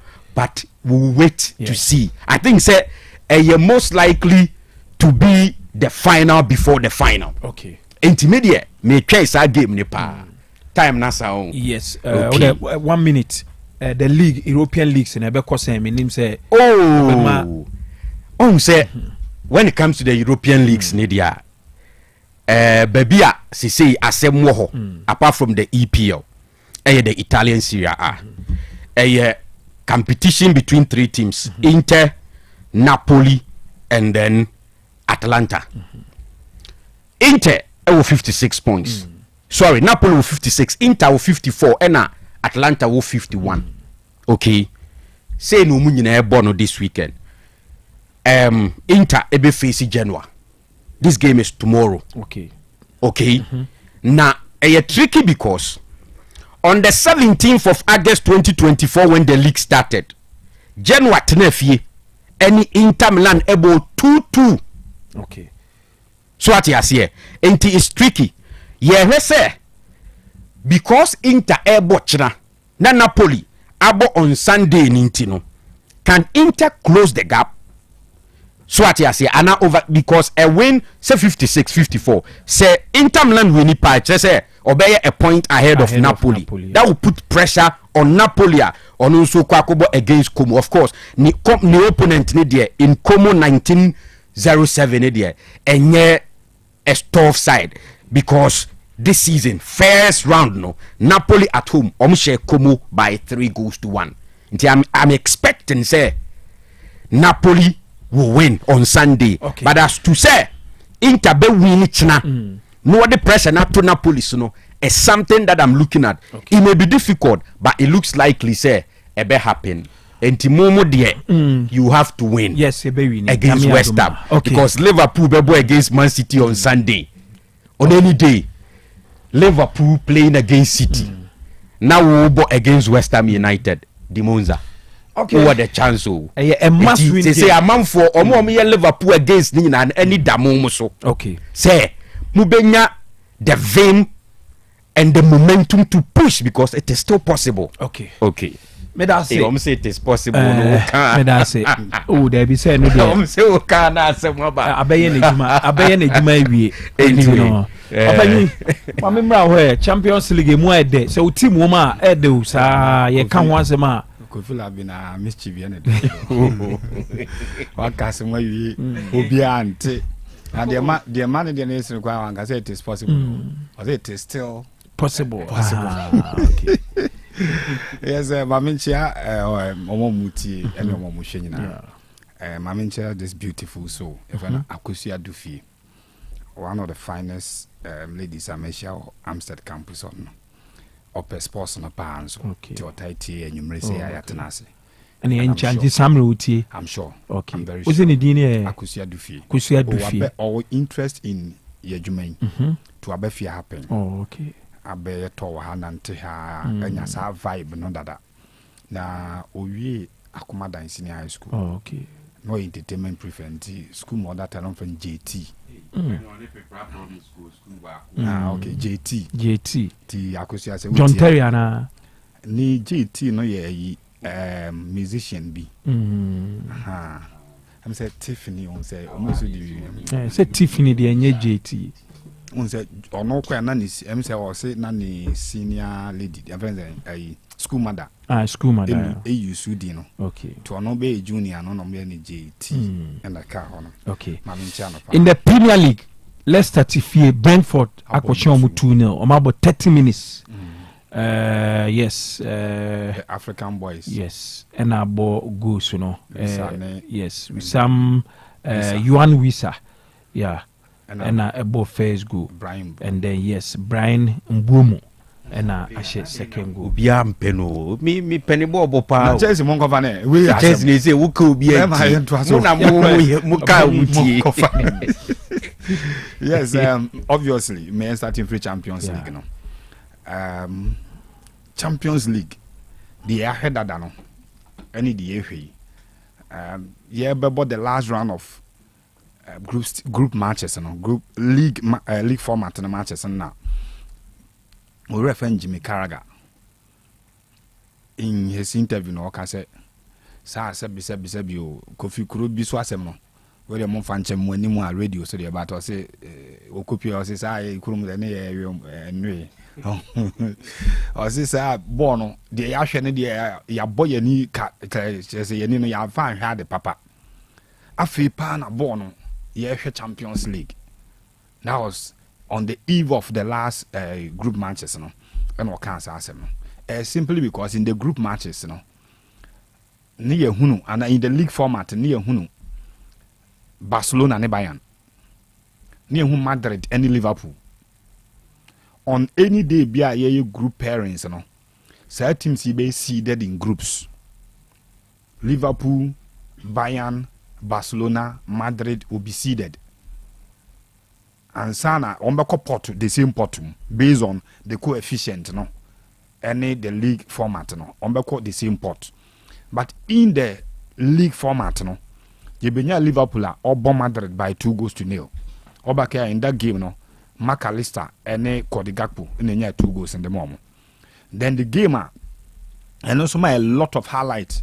Barcelona ne Benfica game now, you could say 9 goals, no. Say 5-4, Emma Basa winning. Into this stage in the me referring to the old. Okay, I mean you see the old format now. Awa at this stage can never mean in the BC. 1. Untimi share obi ane ne ball group stage. And 2 untimi share obi ane no free country the same league. Old format na ke do round of 16 say no. Obi ane ne free the same group na qualify 2 teams a move free group ba untimi share. And I won't say share team a only free the same league mu. Enti ya na permutations no eyema teams ni bebre to unya one league na omo teams ni na top of group a the potential so ombenya weaker teams ewo round of 16 draw no because remember the English teams be 4 3 top of group now konya Spanish teams na Barca ne Madrid e top in group PSG e konya group no top a say teams so nyina omo timi nhye omo ho what you say omo nyina no omo timi nhye omo ho because once we are first in a group untimi nhye first team and now only for the same league in so win share but you be through round of 16 where you benya Real Madrid and Atletico Madrid from the same league. What I say? You benya Bayern and Leverkusen from the same league. And you only one thing and now 2 things be pen sure for this draw. No, only say previous draws no. Nanki ekwe round of 16. But any draw ni no. One who opponent. And then one who path out the bedroom final. And you feel your boy new year as a bed draw. Ni about quarter final ni a bed draw. Way there from round of 16 draw near year na you who quite be fast so they could do final. And why any intriguing say classico ni na you no final da in the Champions League. You classico final da. So mummy no ejinem ebo final. The reason being that 2 teams no I don't know, destiny and you're tied. Bako, they play in different generations. Yeah. Bako da form, sure. The era where they called it, sorry to say, Bajimbre, Madrid, EJ Champions League, na Bako 5 de go no. Sabre ni nyano, Barca any Champions League ni bida. And Barca and so sorry ye, EJ the first one 2006 against Arsenal. Almost about 2011 no. It's about 2015. A year only in between 2015 and 2013, and Madrid Beje Bakushe 2014. It is different generations. Now we are Madrid. This is one Champions League. Barca Champions League. Now look at the year Yanni said 2 seasons ago. Omuti free Champions League quarter Europa League. Manchester United are free more Europa League. It is different generations. No me no ompeja. Yenya ki benya na 2 teams ni gyina so e wo Europe na ki ebo anke ombe shi omo hame ahwe but surprisingly in the final there omunchi ai the reign of Papa Efreno Mourinho there I think in the quarterfinals they met e Champions League no Emma Barcelona e prevail e we need the tie no e the twa so koi but there's one thing for sure you mame yinibium road to final no. This time, there will be no all-English final in the Champions League. Into me, see. 3 English teams no qualifying now. On the side of the road to final now, organogram na that's no. Almost fall to one side. 3 ni na call one side. Yeah. It nyadi a bit manya final English teams menu ne bejinem. What it means is that there is a likelihood say English team back final. Arsenal about PSV. We are the winner no ebebo Atletico Madrid ne Real Madrid you know. Yeah. Liverpool bo PSG. The winner no ebebo Villa and Club Brugge. What you say? It is 3 English teams in na call one side. Which means say ye 2 on bet me shall final another. Yeah. That is the surety about draw no. Yeah. For Spain you bet menya. You bet menya. For France you bet menya because Lille ha and a club your friend PSG and so the other side. Even Germany, Oh here baby a Dortmund one. Yeah. There will be no German final too. Almost 3 ni nyina na be di one side. But Dortmund, Leverkusen and Bayern Munich almost could do one side. So there will be no German final. A Dutch Netherlands final. Dutch final because oh here baby a PSV nam anybody a Feyenoord and so nam na on be Italy there ankonam only Inter Milan and others who mo omukura flag ndeko. So at this stage nanke be teams omuntimi free one league mo ma emishia teams are free the same group munzo entimi mishia, but the format of the Champions League has made it possible say in the league format now yedi Kenya a potential final which was Bayern and Barcelona. You say Liverpool and Madrid munzo share with the league format. But one thing we share this draw no more ebema wonya some kind of feeling vibe na or Champions League na say for every match day biano potentially yebenya those big games na hwe for the 2 nights na yebekom no. Now PSG against Liverpool. PSG were one of those disappointing teams I will league face no. They had to get qualification in the last round, the 8th round of matches no. Eno munya disqualification at the bye. Again, omo ball against Tima on the top of the league format no, which is Liverpool. One thing Liverpool should be very careful on say at the time Liverpool seemed to be dropping no, after the PSG so picking up the pieces. PSG yes, a fellow French team a Brest and born 10 goals on aggregate, 2 legs no, or man 10.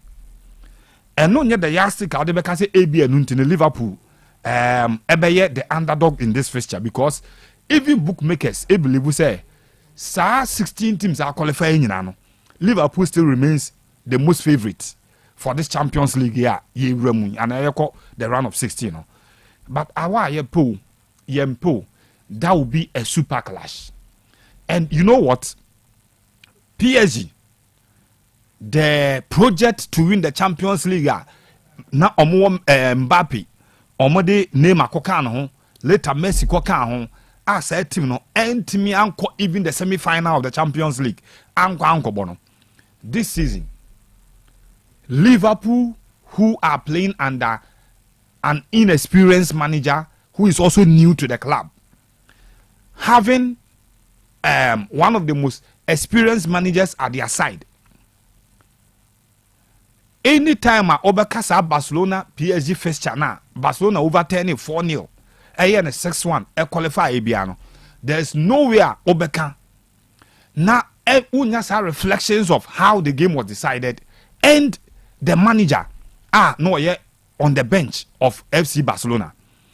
Unim say sa treble winning coaches no.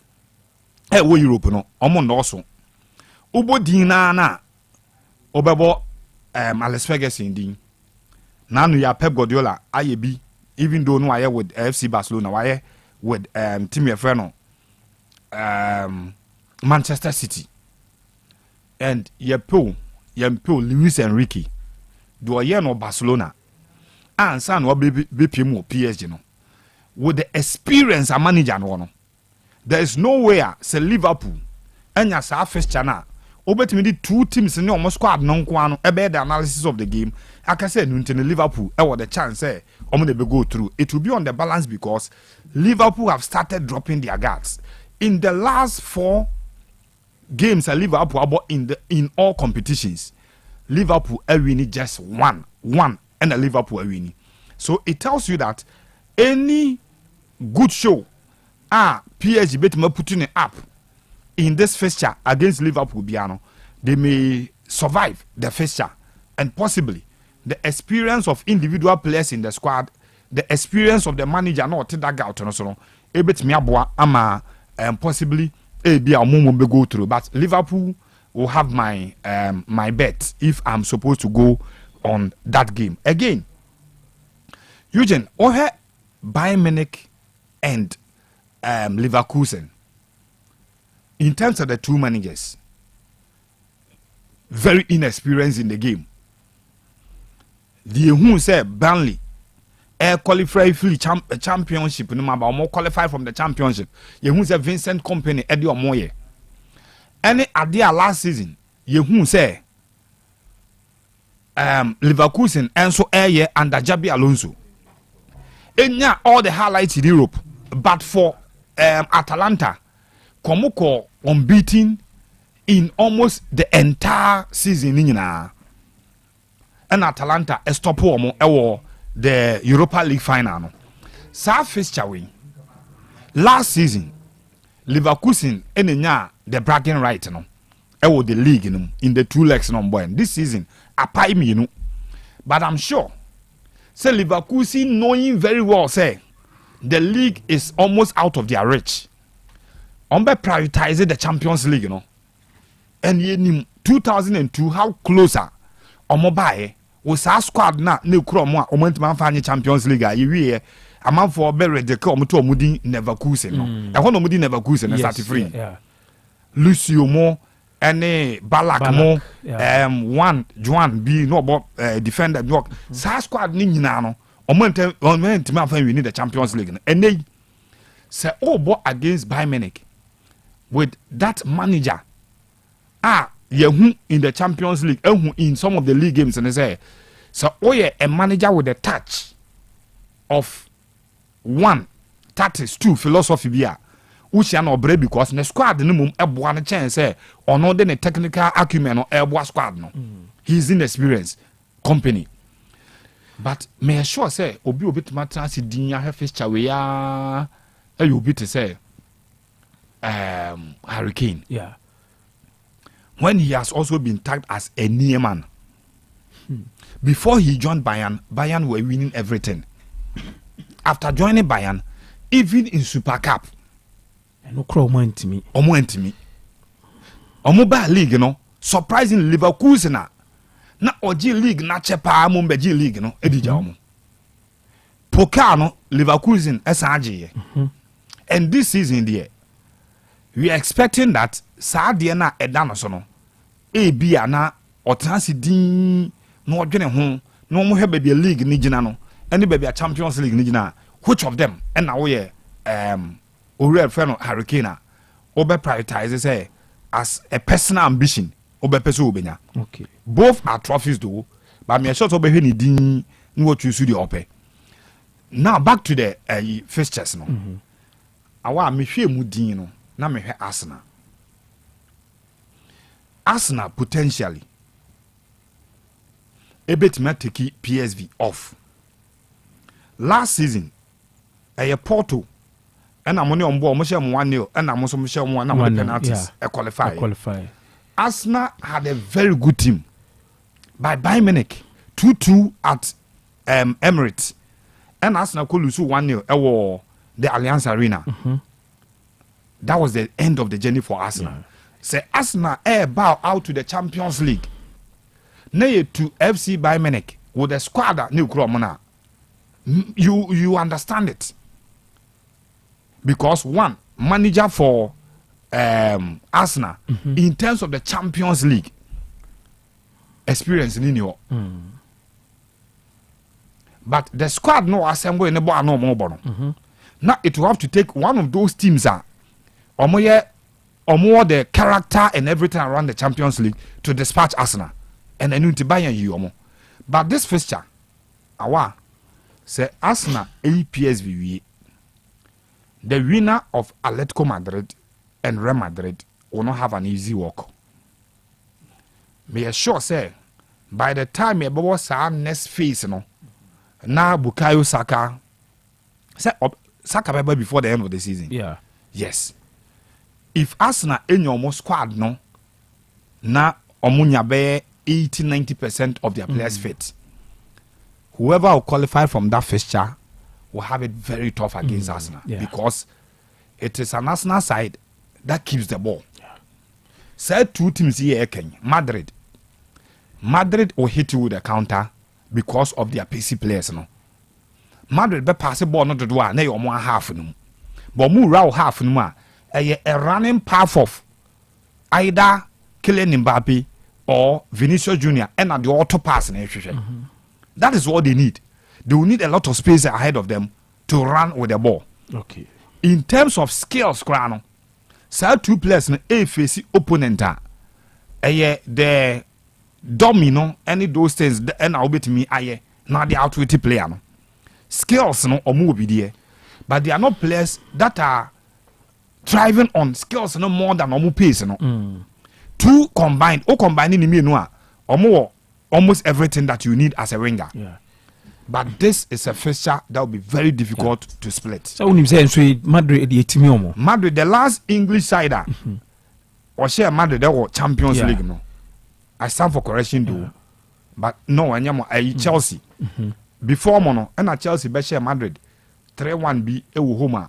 Sure. Madrid so go over 10 score line. No, eko yi omo free man da Thomas Tuchel. Omo ko yi omo free. Yes, it's Arsenal in terms of record against Madrid. Edru ha any but I am for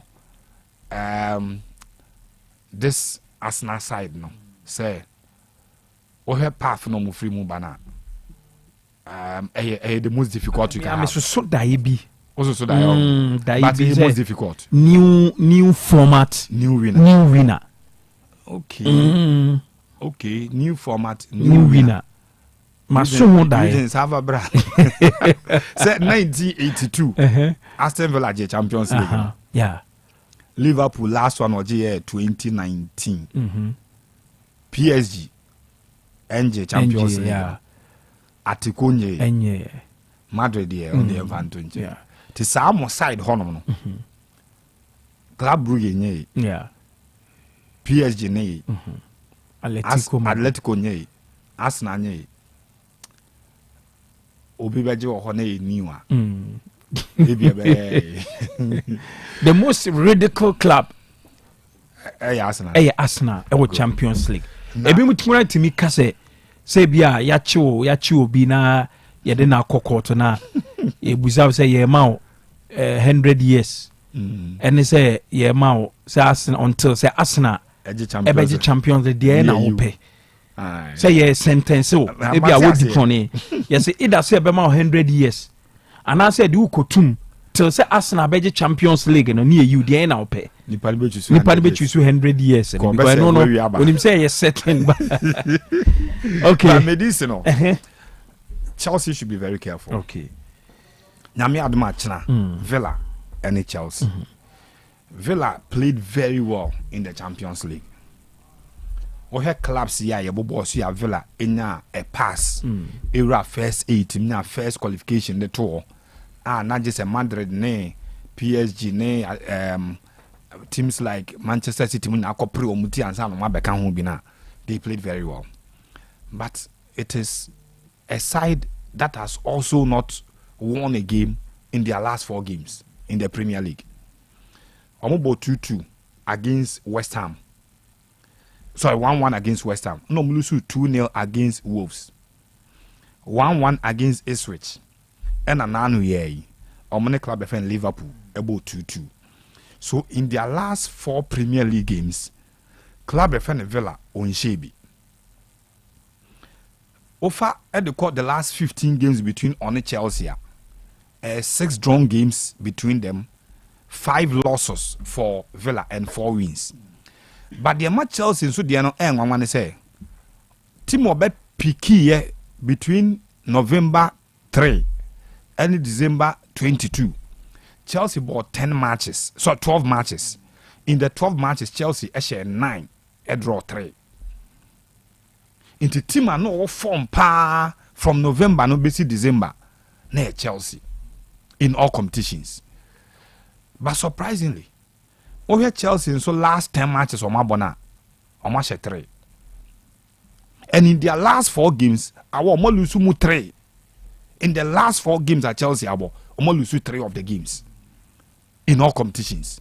It is a Chelsea side that if you sit, you can clearly say so. The first fixture in December, Chelsea won at the bridge by 3-0. But Unai Emery, as a or masterminded how to play the big games, you know. Obeshi Arsenal as a league aje no ahire no. Okay 2-2 no last season. E hwa na league na ti Arsenal ni so. This season only Liverpool about 2-2 draw now, and also I did Asamabri Liverpool kakra say Arsenal. It means we need the game against West Ham weekend. Yeah, you close up the gap by 5 points and to 5 points. Chelsea, a big disaster for Chelsea if they are not able to win this and potentially fancy their chances of getting the Champions League. And yes, the best will be to go and win the Conference League and hope that Obeba into the face of the Europa League. And yes, the best chance at Chelsea beat Menya, Aqua Europe will start tomorrow. Okay. But it's one of the most difficult matches because Chelsea defenders need to main track attackers with pace. And Ole Watkins, meaning how they will track him in the game. When he's not one of those strikers or a mobile striker or move a lot. And Chelsea centre backs tracking a player or what's our potential and say, oh, you know what I'm marking, I'm finding it difficult to do it all season. And that is why I have this conviction. Say, a both teams to score. Okay. But a double chance both teams. Okay. More draw that. Okay. 2 teams will be able to but a more draw. Okay. May I say Brentford 3, Leicester 0. Yeah, kwaba yeba na fi enseme wo fie nyina de akam bia no ye de atoa so e de amam ye ba sisi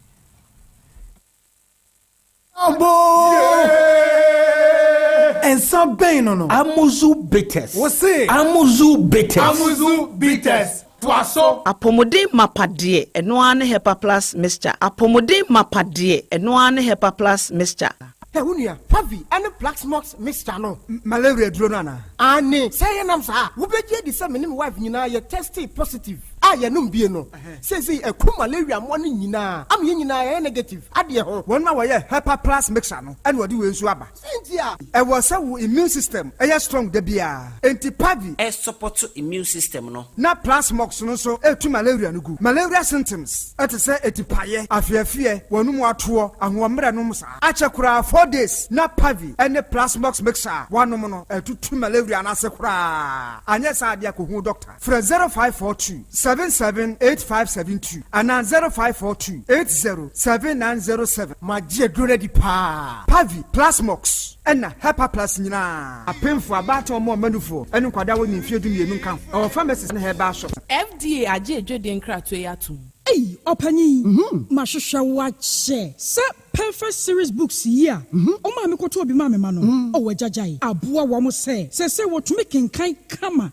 Wakabrofo. Wow. Na nkontabu akura die. Ejajai. Wonderful. Mese Ghana for GAG perfect series. Atumo no die. Jai. No die nimdifuo. Ene tre wa nguma bia. Owo crèche, nursery, any KG. Books bia bi. Ene owo science, creative arts, maths, RME, history, coloring, computing. OWAP. Nina. Every basic 1. Equasi basic 6. English. Every basic 1. Equasi junior high school. Ne bane combine so. Owo nina bi. English nom ane maths nom. Me say books be anywhere. Perfect series. Any bi. Na GS. Ane naka. And so I'm approver. Into a batter bia ankoto bi maneba. Hey, and na say we die. So ko bi kura betumi akotu akoton. Amani students o. Na eno kura die. What table no so say hwi. Wo mo say set mock exams, terminal exams, and midterm exams. At the mass school so a here wo mo a. Etufo nko aputuoja station ho a. Enkran dance mine. First stop. Any omamu ba bia ye tonto books bia. For 0243 299938 and 0540 755 465. Perfect series. Your world's future is secured.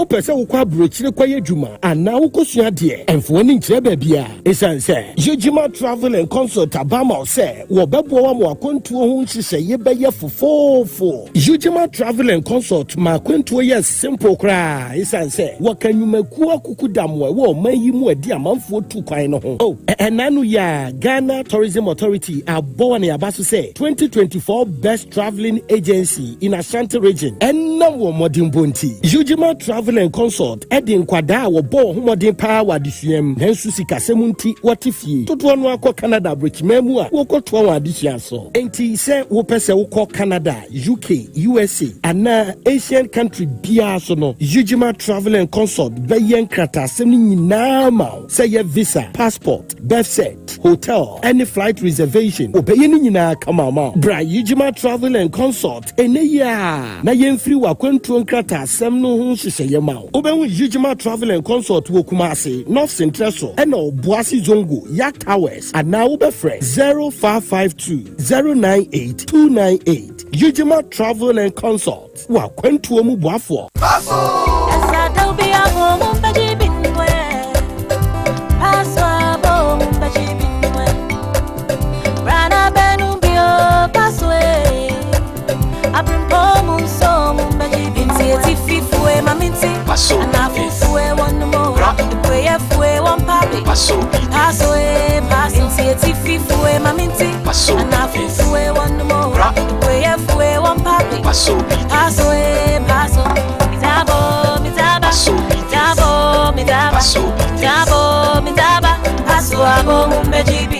Nom ni nyansem wonton mani pa wonyam fiedu wotwen ensese apemfo nom hyene nso se FDA agye dwadie nkratoi atum se opedudu etu a fra homa turufoi 0533 770 490 Paso Bites emu odo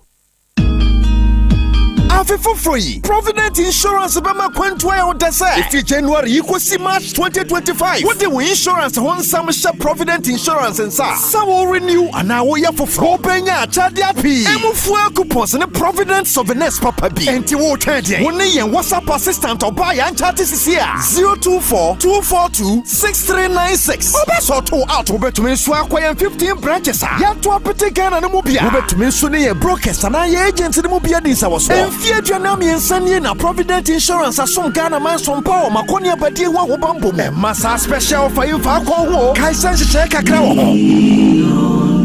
with Provident man yo if you say nobody there for the boy for the street I dey find for myself I am the two is my me and come pen susi kenti my ya Bra ne de kwani ombeka bia ye ntiase ye beji yesika ka wakoma to yem na nkrofo mso mo ye bada ye be kire mo nyansa aha boss ni nie oh Charlie cool down Mr. wa munya abutre akwanto ba akoda bia no ho story ye ntiase ye beji yesika ye ntiase na bia ntiase munya abutre minua e de asem jama ye twimodi o bra tie bi mayo akwanto ba ko ye pese ye ko ye tua hu ska da bia no ho nsem foforo ene mo kama koma ntumu yem na magye nkwa na ba me kan Full-time Travel Consult and Recruitment Limited amamu wey die no libi no labalaba ye de akwantu hu dwuma nyina na ye genu 80GAD ye bo manfo mutu kwanko enkura hodo bebre so ebi ne Canada, UAC, Germany, UK, Netherlands, Japan, Dubai, Kuwait, Qatar, Saudi Arabia, Jordan. Guess what? Krobe na wo witrim fa wo ha no dadwe nyina beto Full-time Travel Consult and Recruitment Limited so na ye be boa ama wo botaye na abam sa so na ye san ye birth certificate, passport, marriage visa, student visa, tourist visa, visit visa, work permit, open work permit, hotel booking, appointment date booking, air ticket and reservation. Any afofro bebrebe. Yedi ejuma abra e feeling kikawa bia eni ho. 80GND na yen prices. Yesika samuso da form boko. Ye wo flexible payment. Ontu betimi abaye office. Na oni abedi nkomo. Na bibia be go through amount. Hwehwe ye na chenkwan wo Kumasi. So for life, Complex Road, abra watra JP filling station wa. Anase Work Angels Academy premises. Samsung obetimi afrey wa homatwo form isu 050-416-1729 ena 053-289-3025. Full-time Travel Consult and Recruitment Limited. Ya need a so wa kwantu mane Mema etiefo nyina kwa aba ba Amuzu Beverages Enterprise. Na medin di Dr. Amuzu a Ghana fo nyina frame the Pennies Doctor. Me na me ye CEO. Ayo da jimeko ya no. Na de inse bia be fe na Amuzu Bitters. Amuzu Bitters. Amuzu Bitters. Eyen san nubra ahye ne ma. Eyen san ye de pepper hwintie na ma hwam e de afri flavor. Insan color sem bia ni. Insan ni hwani flavor no e natural.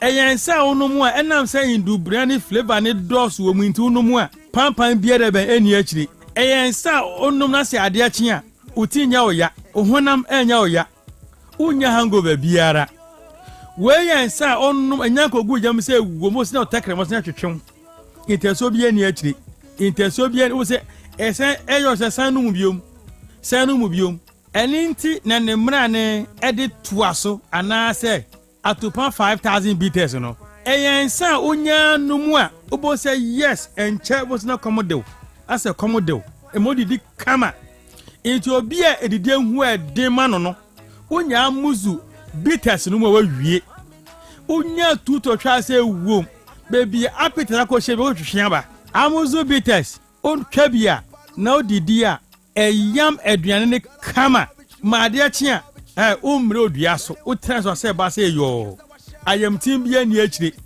into obi a constipation pa ne hawa ayam tim hawa insa uhia eya amuzu bitters tot back atopa bebre amuzu bitters tot back atopa bebre bitters back pese ya o atopa say bebre we yansa no mu a ekenya honhom ma sabi bema ema otu wade ngasa ade awoso ne ho sakwanya bana se France wa ematin he watin go she chire ubebom wa so otumpa 5000 mai gweni bitters a onu mu a yes unso ye bema ema confidence e basoro ema kenya honhom ma de bia no utimi ye enye nsa kafra ehu edene enye nsa ne bu edene to benya biato toa obenya biato uko VC10 drinking sport bia so super amuzu bitters a obenya biato upedodo atuwa ye wasantasa pampatia na ma ofre no de agin chirechire mu no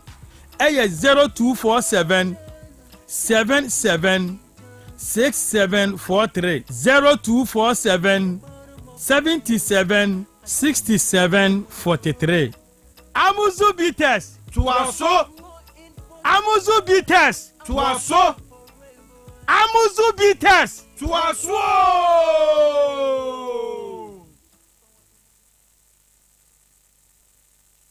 ensana lubina shano manabo ensa ben no amuzu bitters wose amuzu bitters tuaso ensana lubina shano manabo ensa ben no amuzu bitters wose amuzu bitters tuaso esa dobi amo mumbaji binwe paso amo mumbaji binwe rana benu bio paswe abrimpo munso mumbaji binwe tififwe maminti anafufwe one more the fue one papi paso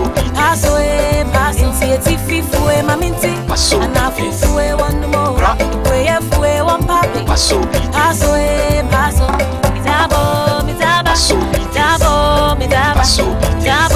midaba paso abo mumbeji binwe Nomni nyansem wonton manipa wonyamfie du wotwen ensese apemfo nom hyenenso se FDA agye dwadie nkratoyi atum se opedudu etu a fra homa turufoi 0533 770 490 paso bitters emu odo 102.9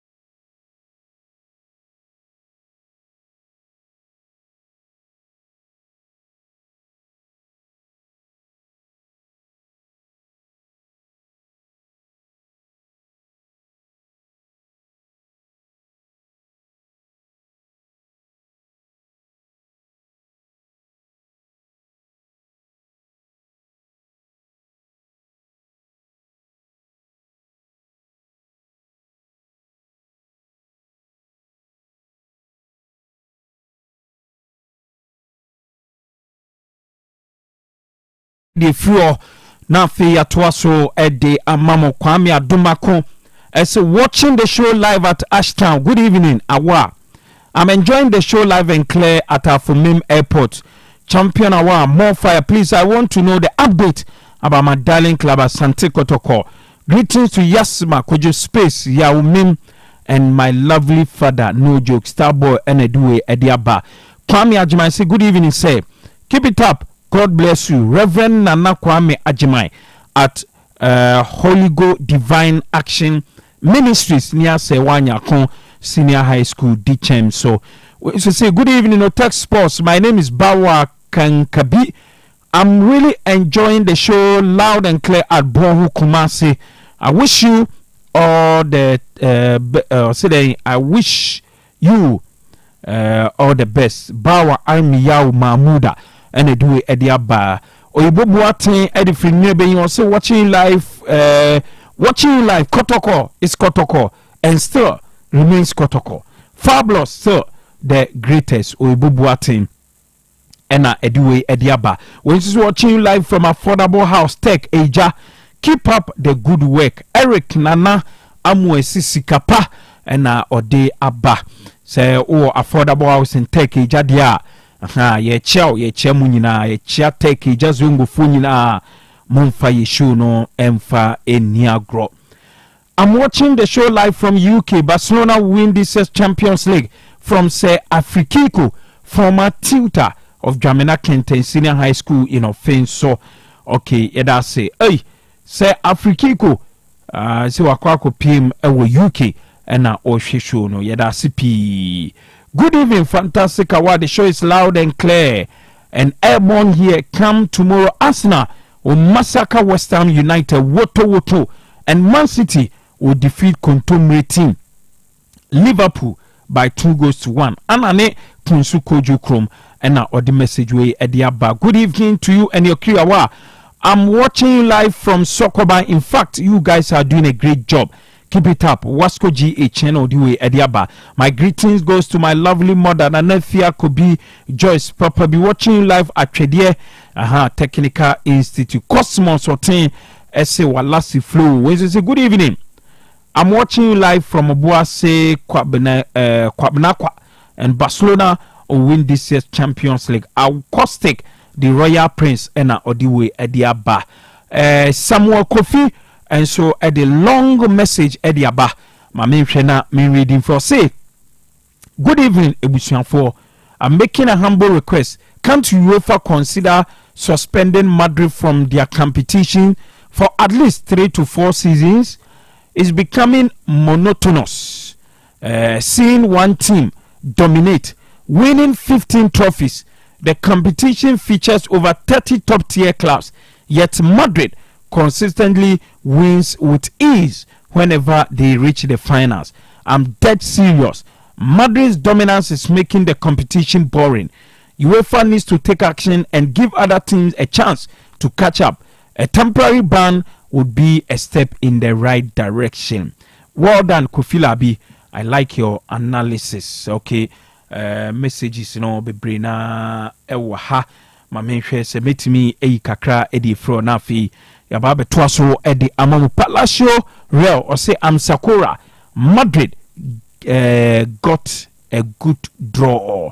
Okay, yeda CP yeda se yeda mo se mumfa mu messages emfa mra na yenkinkan emfa emam Sister Spices ewo dwaso kojibi na fa ye oduane makacho se Sister Spices there se uye aduane ton anase bia waware oduane yemu nioma ewo form ama oni wukunu ewo problems dia eye Sister Spices and American for edi amount omo flavors na hodo omo good flavor ho fish flavor chicken flavor stew flavor ewo ho and afi beef flavor ewo ho nyina no ukojibi na se odi oduane a ema oduane ne yehwam ema ne yede opebi ato akumase a ejum pampa so PZ Roman Hill Swami Market and afi Bantama Market ubenye biato and Cryphono so ope Sister Spices ni biato a for oni CNB and afi Okaishi ubenye biato fre Sister Spices for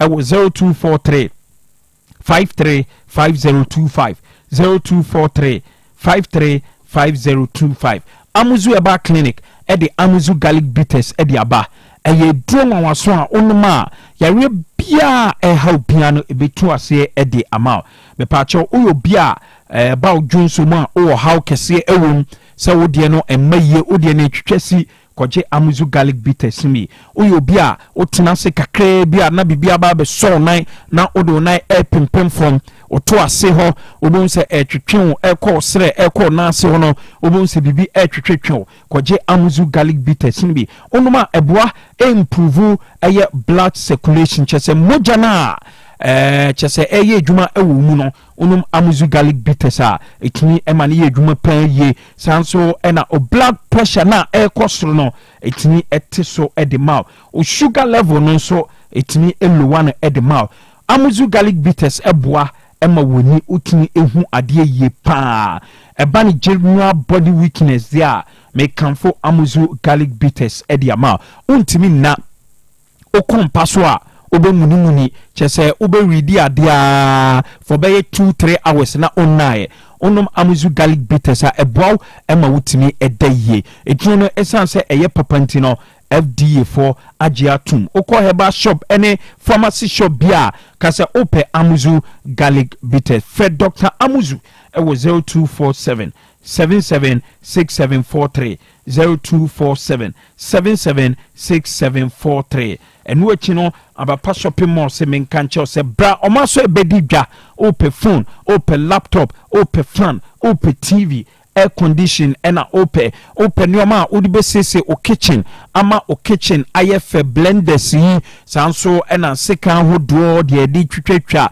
eye enuane no nyina kọ abapa shopping mall open tade empa wardrobe sanso ena nkonwa odi besese odem ama odem ayefe ayekama abapa shopping mall koje abapa portable washing machine bi ne bo no eda form 399 Ghana cedis na oji bako edi akofie odi kofie a yewura weekend no se unyoma yefia eyesa abapa portable washing machine no ena odi nyoma fini begum na afi esini kama edi amount o hwehwe abapa shopping mall ubehu omo ewo tafo 3 miles sakasaka park udu ope utuani ehwe soro a chese abronsan no ubun se abapa shopping mall ewo ho abapa shopping mall omo eye free delivery inti kotonoma ewo mo ho na omo ankasa ensoa enfamno bibia wo bia fe abapa shopping mall ewo 0593 386133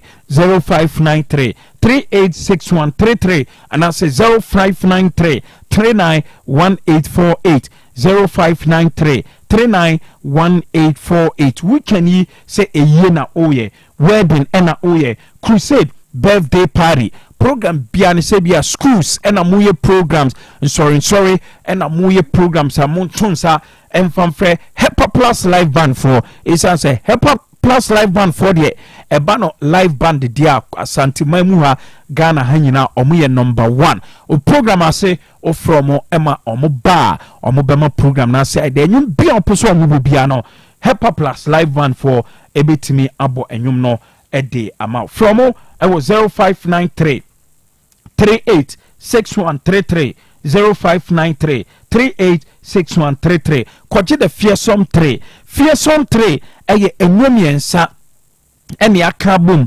ama ye friend the fearsome 3 eye Hepa Plus pavi ena fi plasma sa enwomiensa we ukabuma yare bia how bia no ebetu ase e de amount eye for general well-being of your body yare nketenkete e show body nim nyina na ebetu ase eboa ema nkwamwa no eye den eba saade a yare nketenkete no entimi enchew malaria fever na how typhoid fever body pains low libido watinkan ewe chire yebebo wa chese onte de emema na edu empemu agro muntimi emu adwuma no modie eye de fearsome 3 odie adwuma no kra obo nemum emfamfa so bia emma stroke anyhow odie hypertension anase waye kese otimi se okese ne srade enko a onya de fearsome 3 no ene bebo ama o body no aye kama ye kase de fearsome 3 a no age so power to the people me pa chaw fearsome 3 no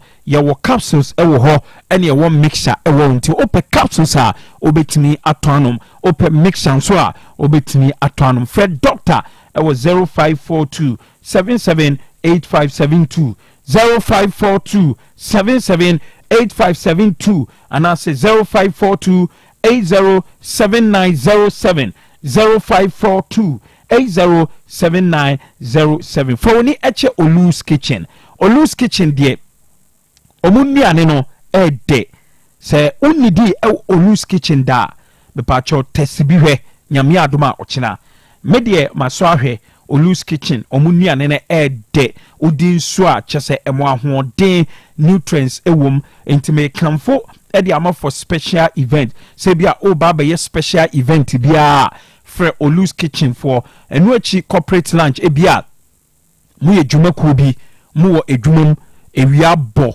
mo pɛ lunch a mo frɛ Olu's Kitchen ɔmo nnuane deɛ ɔmo yɛ plain rice opɛ jollof rice a wobɛnya bi ɛwɔ Olu's Kitchen banku ɛne tilapia me favorite ɛno catfish Olu's Kitchen wobɛnya bi saa nso ɛna noodle deɛ frɛ ne indomie no wonsɛ saa noodles ɛnyɛ bibia kɛkɛ ɛna ɛwɔ sɛ wokɔ tobi edi na mmom Olu's Kitchen deɛ kyɛ sɛ wodi a ɛsan ma wo ahoɔden nti no woyɛ wedding woyɛ engagement birthday party ɛna woyɛ woto badin anaasɛ ɛyie ɛna woyɛ ɛba nnuane nsɛm a woda ano ada sɛ bia woyɛ yie wo expect nipa over 1000 over 10,000 sɛ wobɛsɛve wɔ mo a fa nyi nyinaa no ɛkɔ down Olu's Kitchen kyɛ sɛ ɔmo ɛbɛyɛ nnuane ɛde abrɛ anaasɛ ɔmo de abɔ program ase ama onso aduane no ahɔhoɔ no ɔmbɛba no ɔmbɛgye atom sɛ ampa aduane papa ɛna wasɛvo ɛde amom ne nyinaa yɛ Olu's Kitchen ɛyɛ delivery bebi a wohyɛ bia no ofro mo a aduane no ɔmo bɛyɛ na ɔmo deliver ɛde ama wo sɛ ɛyɛ baako na wopɛ sɛ ɛyɛ mmienu sɛ nipa 10 nipa 100 ɛna mo pɛ delivery a mo mfrɛ Olu's Kitchen wobɛhu Olu's Kitchen ɛwɔ asoase ha ya ɔmo ɛbɛn SDA asɔre dan no frɛ Olu's Kitchen ɛwɔ 0244 701675 0244 701675 anaasɛ 0595 999227 0595 999227 mepacho dapalon medicinal so mo ɛna akwakofa lipiquin ɛne lipitone ɛde aba lipiquin no sɛ malaria fever ɛna ɛhaw obi wɔ hɔ a malaria nti no kyɛ sɛ edu daytime a ne body no ɛyɛ kama edu anadwo a na ne ho ayɛ hye na awate egu ne so onya lipiquin a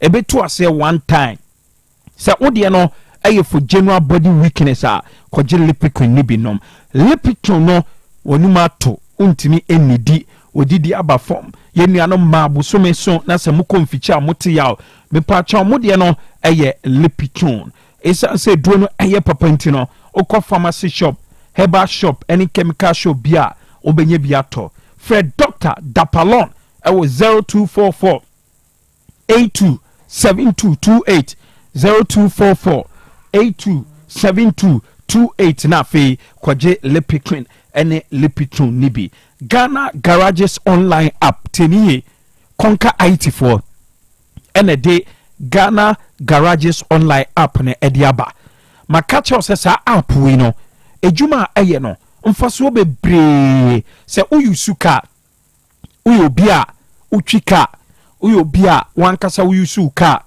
oyɛ auto mechanics anase bia woyɛ adwuma ɛwɔ fita otonton cars otonton car parts a car no type bia oton bia no ode make sure sɛ obe download Ghana Garages online app ni bi o kan ni sɛ ya ɛno ani sɛ obɛkɔ app no so bebia wo bia no wobɛnya ɔmo a ɔmbɛba bɛyɛ o kan ni ye ɛde ama car parts bi na opɛ a ɛno nso saa wobɛnya bi a ɔda na ɛde abrɛw sɛ car ɛna opɛ ato a obetumi akɔ app no so car bia opɛ bia no obetumi atwisu onso tunton cars na wokɔ so a amanfo ɛbɛba so na afei ɔmatɔ o cars bi nti ka ho download Ghana Garages ɔmo online app a Conquer IT4 ɛde aba no obetumi akɔ mo website ɛyɛ ghanagarages.com ghanagarages.com na afei obehu nneɛma bebree ɛwɔ so frɛ Conquer IT4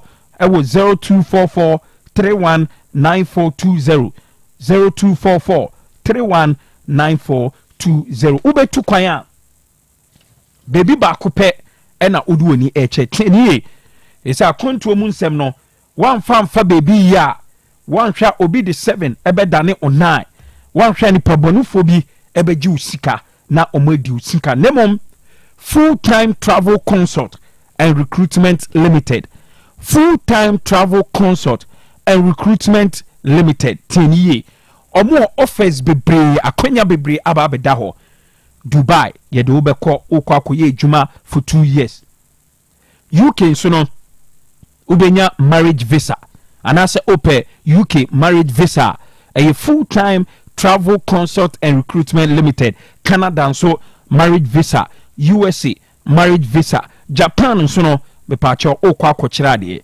ukra first degree anase masters a yede obekọ Japan no akọ akochira de na wonsuo nyisika na open work permit ewo Germany, Canada, USA, UK, Poland, Norway, Luxembourg and afe Netherlands a nyina a full-time travel consult and recruitment limited work permit so me pacho Australia ejuma wo ho ukra degree in nursing na obekọ akoye ejuma wo Australia sanso and a student visa and a open Schengen visas just say above visas one how dia a full-time travel consult and recruitment limited and a uduweni eche omusaye general visa consultation visa supporting documents ebia akwenya ba be daho oba be tuka open documents e de akwa kope o visa ukohu omo ebeboa hotel reservation flight booking nyina no full time travel consult and recruitment limited omuye bi o hwe omo a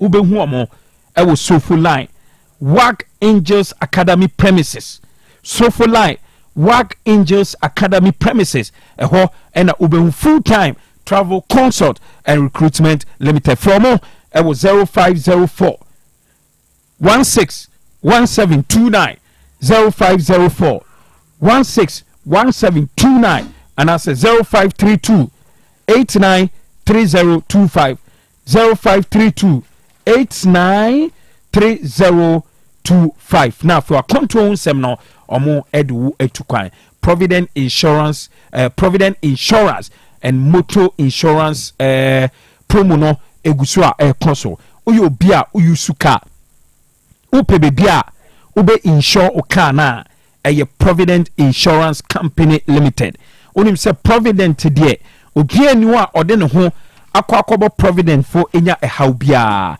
na omusime nkanche say Provident omo give away promo no eguso a ekoso Provident Insurance Limited omo promo no eguso a ekoso bra oma so ye unse ye start January no bra oma so ye na afei no oba na obeye insurance a achede bebre ne de ma ye be ma t-shirt ye be ma coupons a obe kwa akoji fuo eno echi no ye be ma key holder chese ye be ma nyoma bebre unse nei fuo ehun aye den e wo Ghana ha nemo oba Provident for so ye na obeye insurance a omo ebe ma coupon a obe kwa akoji fuo free we aje se Provident for anti Provident Insurance any motor insurance no jumedie no eguso a koso me pa cho o hwehwe ma omo branches there doso e wo krom ha kese na ankasa ukọ Airport City branch a omo ewo opposite Kumasi Children's Home ho eho ena ubehu Airport City branch no so aminso omo any Stanbic ewo the same building miche Stanbic Bank and with the same building Ishaisu branch no ubehu omo opposite Car Bank and afi Obuase branch no omo ewo Stadium Road and afi DVLA offices nyana na say all DVLA office and Asante Mamponso no uko cooperative transport branches na nyina no obenye bi ewo nemom o de frɛ John Barnes o frɛ John Barnes a nyina no obekyereche omuyie na waboa ama won so Provident for omo insurance promo no wetimi ayebi frɛ John Barnes ewo 0249 220247 0249 220247 and I say 0200 234806 ofre John Bansa obaboa ama ene dwumedia ekoso a Provident Insurance for ediaba no onso wetimi akova shane so se dwumedie no terms and conditions applied oko only best road safety Swansea ha ɛhɔ nso no yɛyɛ bi denden nti ɔmadaoma ɛna yɛde nsɛm no nyinaa no ɛde ɛbrɛ mu ensana nubina shano manabo ensa bɛn no amuzu bitters wɔse amuzu bitters toaso ensana nubina shano manabo ensa bɛn no amuzu bitters wɔse amuzu bitters toaso okay yɛtoa so ɛde amamu yɛba fie na afei yɛde fie nsɛm no atoa so ɛde amammo black queens wonim sɛ ɔmo prepare for ma Alcon meche African Women's Afcon no ɔmo prepare na ɔmo kɔ Morocco ɛne ɔmo afɛfo ɔmo Morocco ɛna ɛkɔbɔ game ne ɛndeɛ no Morocco ɛhyɛ Ghana 1-0 last minute ɛna black queens concede saa goal nti ho ensem eno no still preparation no eguso a ekoso din nti yes black queens omo ensem eno no yentoa so na yemfa ni enchense from MTN FA Cup kofi se unim se na dwumedie no start here finally no untimi ka se football is back football dey say anko bibia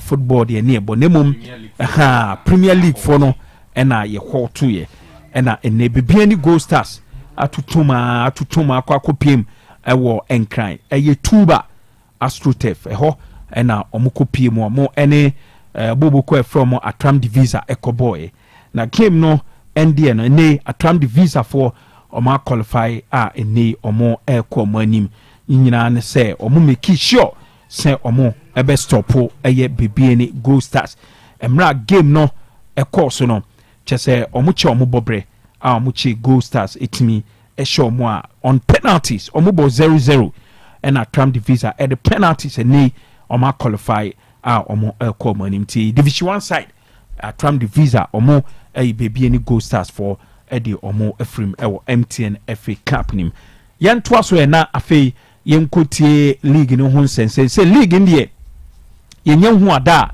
league ne air bounce back na efa autonomous league no hun sensem no unim said nioma asante kotoko omuchro ye ede ekoma efe omu demands ni bi no omuchima ka ebeya ye mo autonomous league no Edmond Aka eye general manager ede ma bubuko from Samatex unso no ankasa waye adwuma ewo asante kotoko pen ena wache na adwen ede afa autonomous league ni se clubs na aye ready anase omunye ready no Edmond Aka yente ensama waka edi afan ubisa say clubs no my ready asante yebo because autonomous league no enye efiru na esi hu kwan clubs no enye ready ntina ye moye because me ka say your first season I qualify I think that was the last meeting yeah eniema almost enye nyina say 2 years on say into me eniema esi enye bi ni say club be a nominate one of the directors in Bar. Number fan for more autonomous board.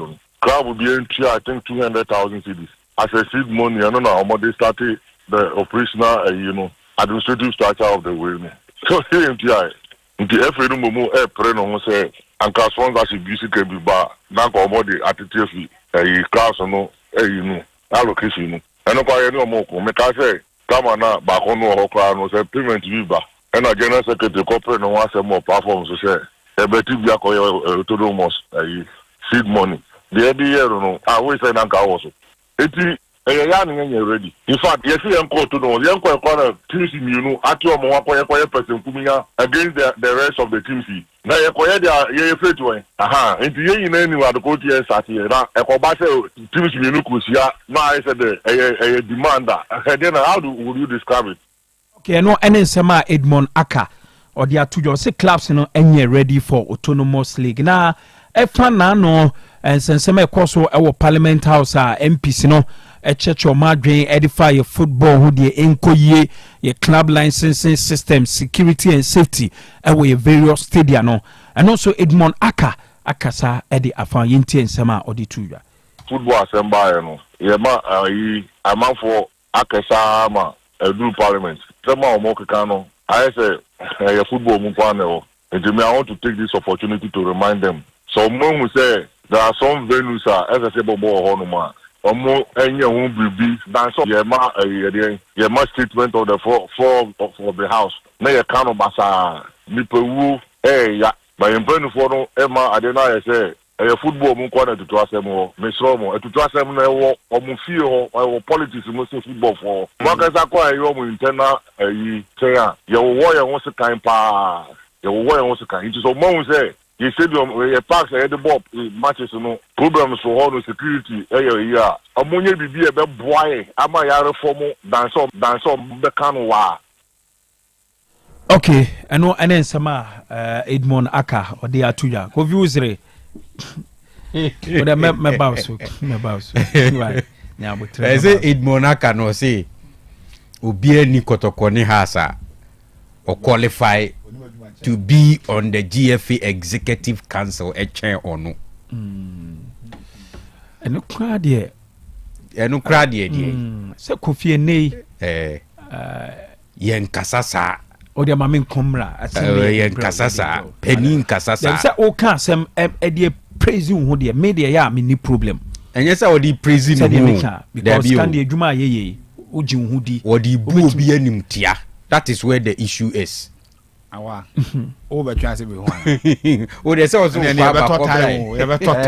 yeah okay yeah you read monarch na George Watkins say na okay George Watkins say feel so free Black Stars no Black Stars say back from since the exit Black Stars decline massively if you so mo no call you know or no George Watkins and grow for free I said na man for my same oh say okay is that my charge no o de yem fan on count as a moza mo no ye me meka me na no de papa bi asem bai ama muza ze akonya na otan so ka hwa na sene ye akonya mzo bi shem akonya na affect asem na o ka ebi o hon ma se scan you be kwa ko bi so mo so man kan ni sa e bi eno nye di atro no nko na de eti no nzo nko okay ya charge so atreman official baako na menim de nti a escape o mo this time okay I'll say update on GFA regulatory actions. So Atama FC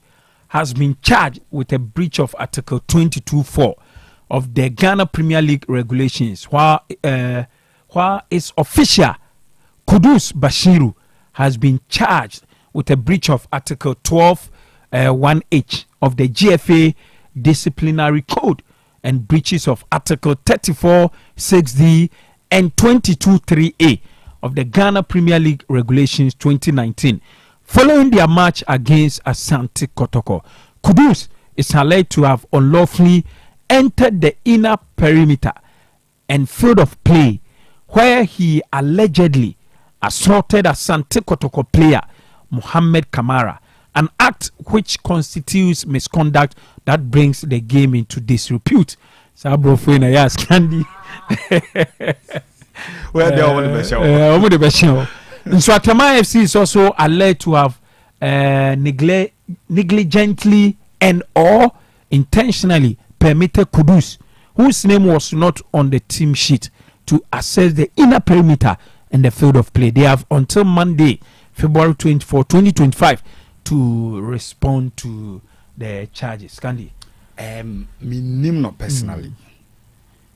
Me nim so unsu nim na dia Bashiru okay sorry Kudus Bashiru denti America sa na say me mate me no obi adi nkomo edin obo kire me na edin a obo na you just bring back the charge.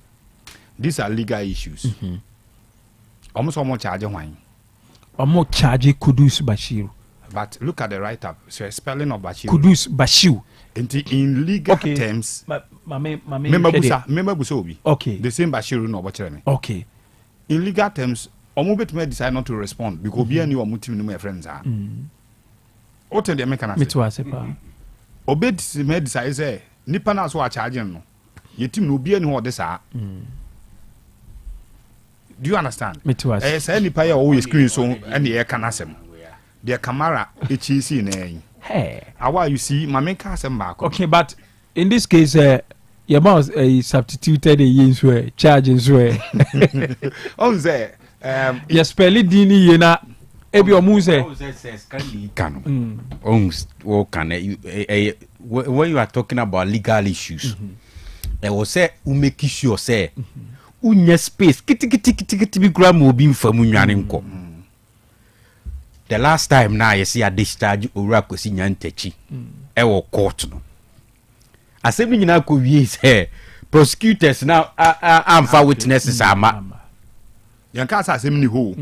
What you see asem ni may be there but yenya witnesses. Yeah. Okay, Mickey Charles you know. To mount the witness box. Mickey Charles. Okay, Mickey Charles. Say asem substantive ni yanka. Nemu I say judge no otena so no in this case DC former Kofi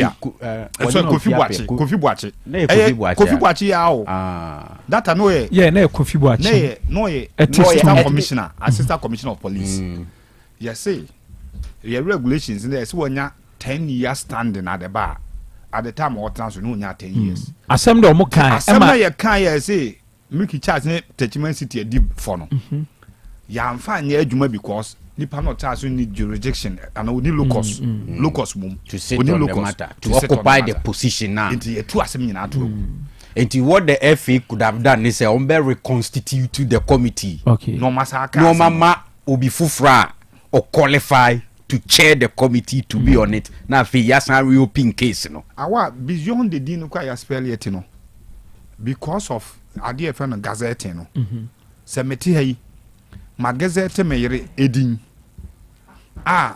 mimi din eye ofure champon na meyere mishia no na efe no Vivian Opoku se ma gazette ni din no na offer Vivian ofure champon no na address na as Miss Vivian ofure champon bet makase nyo no a commence na ba ni kunu din timbe so some of these things so they trivia man fanton chain but let me come straight to the substantive.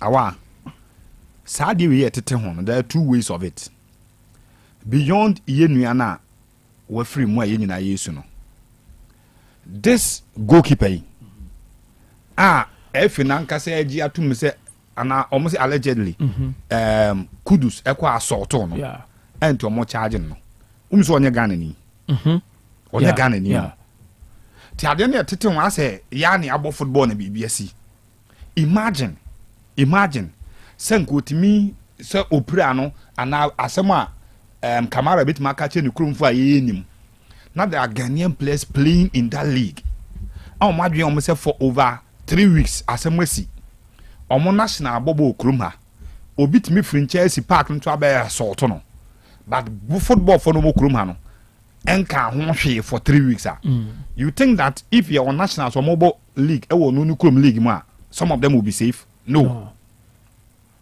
As I didn't football for minimum the way is reason ebiana ayi kan yo Demonza ka say o ma go down floor of parliament no market cars na basa these are lawmakers football na wo Demonza ka wadun yo so wo football unim football che obi a okurum ha na no ko cars asem no say kotoko ne has obi en ho ye adwuma kotoko ne has num me sure say o kan current kotoko yi because the current kotoko ne has yi obi enu otimu ye adwuma na dwen se onim football che ono Demonza ka ngasa football for kasa minim hwe no ora kwesi apia wo ye adwuma Black Star so why ye adwuma Black Star pen but he's now working with kotoko he's been a footballer he's been a coach and we administrator wabo akwesi apia din ma menchia yenchia coach Ignatius Sudan national team assistant coach otie okay no so chia munyina am channel Ignatius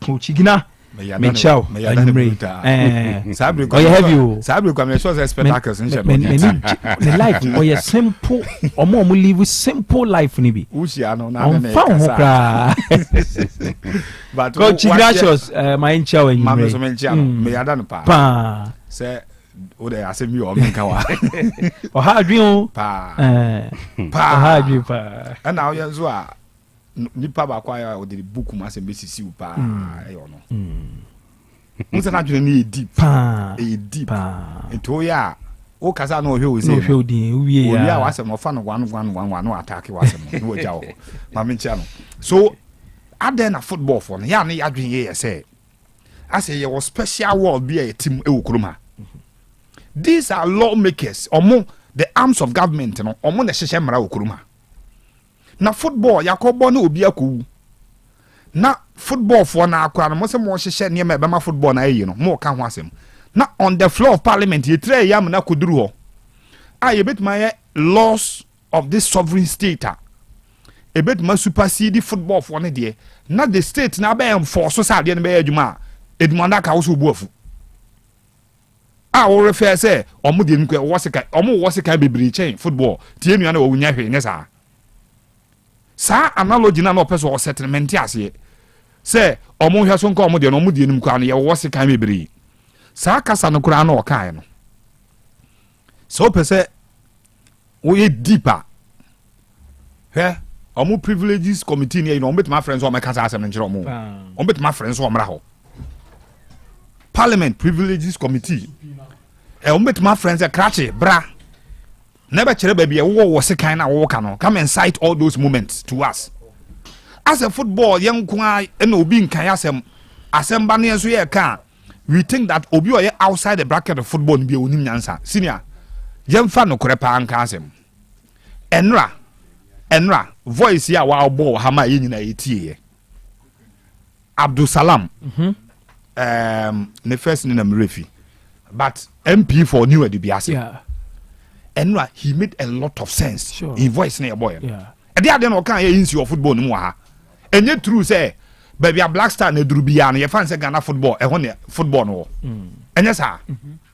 There are even technical directors of Maba Krum Hakwa or Matrosa report na me say, yeah, the Black Star no overshadow football ni na. Black Star ni peja ke be na say ball na peja. Now no ya no na me refer ye nya qualification over Nigeria. What the FA president in some okeka for football.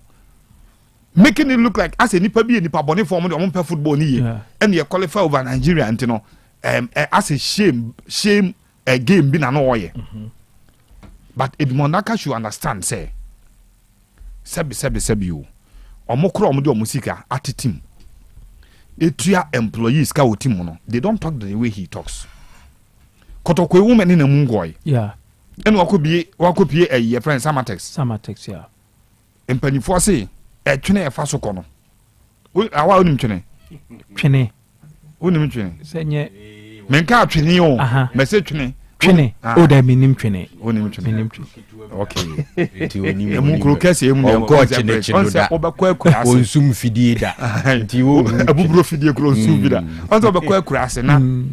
Wo kwa afu ba da machi nkoto da wo kwa afu na so cross nsu nkoto na minim chipa wo kwa afu na so cross nsu na ensu nya bridge na ba edua ya timber log no na say log ye twada so a wonante so ene e friend sa okay si e fa so kwa animu a ye sa fa so ba akiri enu nti wo koduru animu a ye ntam twene no ntontwene cause wo kwa abesan ba yeah kotoko no wa close no door say onsi obi mu ana se wufri kotokotimi kwa adwuma o samatesa house of folk na ntimi kwa adwuma if truly onim football echen nipa ya wo kai nyina ha set up ya wo nyina ayi Vincent Odoto Esowa honorable former MP Alaji Akambi eda so ye house adwuma nanu ya MD ya oboni din Dela yeah football even to go after sometimes it take front row e football also in football che omo nyina yate ase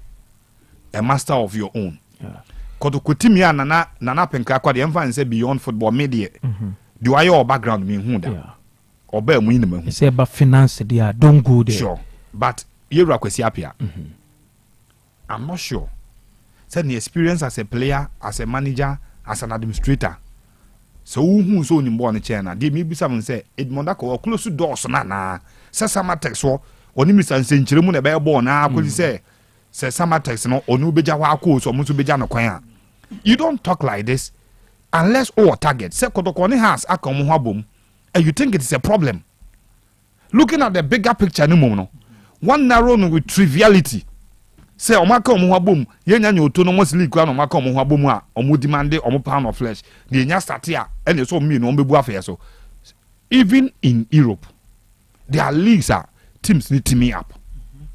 Madrid and Barcelona. A classico no kwa ento kwa asemu. any bounty be a league in the Omoka Homebom edge. Nan year European Super League. And yet these top clubs and the kick on Homebom almost such UEFA. I'm a UEFA, Aquasisa Champions League in the Abano. And the Sikabi Baby Guno. It is the international say, Kotokone has, and ya an understanding. I joint communicate the about one thing, singing the same voice in terms of how ABC develop football no, and you know, it is something that also will be any free top form. And you be also will be a bufu who no can some no can. Sometimes may say, awa, kwanya ofasuku anymore. What me fast by one way. You should be very careful the way you see people. And I am a tycoon, they say, awa, for the sake of tomorrow. Treat everybody right. Obi abeshi any piano. Treating ye. Menya sure so one kotoko. Na Samatex and nam division was on the head so be kwakwa eduma Samatex. But today you are working there. Ujina ho na don say treat na wotoba. But in ending it, mamenchia. Unza football ni nya characters are. Omutimi hwe ni pa anim. E ka no kure kire. Yeah. Said you sit here na without fear or favor. I think that is the best way to go. What you say? So bet ma hwe ni pa anim. Awa menua no ade na aye no enye. And I said you see kasa and one kasa yi. Sa na mani nyina no utimi your football no, and that is what we are looking for. Yetimi ya yebeko ye ni mo football no pa. Bring into the mamenja makofina. Okay. Say many mesaba. Okay, what ya into me so mamencha me club president also follow show. Okay. Mr. Eric Opwanjama. Okay. Ye chane. Ofili mu nyina ho. Ye chia no. Ofili mu na kofi la bi say yase me tene ko. Nyami hira no. Ah boss ta ka ho asem. Asem de ko office. Nyami. Say. Yeah. What's the sound windscreen and am de ko na. E bi so a on ne be sisama mi o. Nyami hira no. Kofi la bi say so sisa ne windscreen na. Nam de ko na yakoji full tank ama no. Full tank. But then e mo be sisa. Mr. Nyami aduma Sunday say Kofi de also be kwa kujame. Minua bako ware. Isa Yakub. Okay. Edi amam for the friend Alhaji Diof. One Hamdi Shuaib. Okay. Sunday nyame adoma e wo take Ijazungo. 11 AM na refreshment no e wo Alhaji Sule. Affordable house in Chen Honana. For the there be Alhaji Sule no. We say do affordable house na e kwan tenten na kosoro ho pa no. E go pie. Enye de ekọ Ija school no. Ujina affordable housing. Uza ba kutumi ba na be pie asori we no kwan no de. Si. De ko pie tech police station. There be enye ho kra. Okay, any ba ku na fa park ne we kwado unru park no. What's the program near time be? 11. And refreshment near time. Me fa say normally our ye chiche ne earlier. So I know your mosque there no by refreshment no. And then I 11 AM. And you by 11. By 11. Now the all one ne bra penny friend educated Keburu.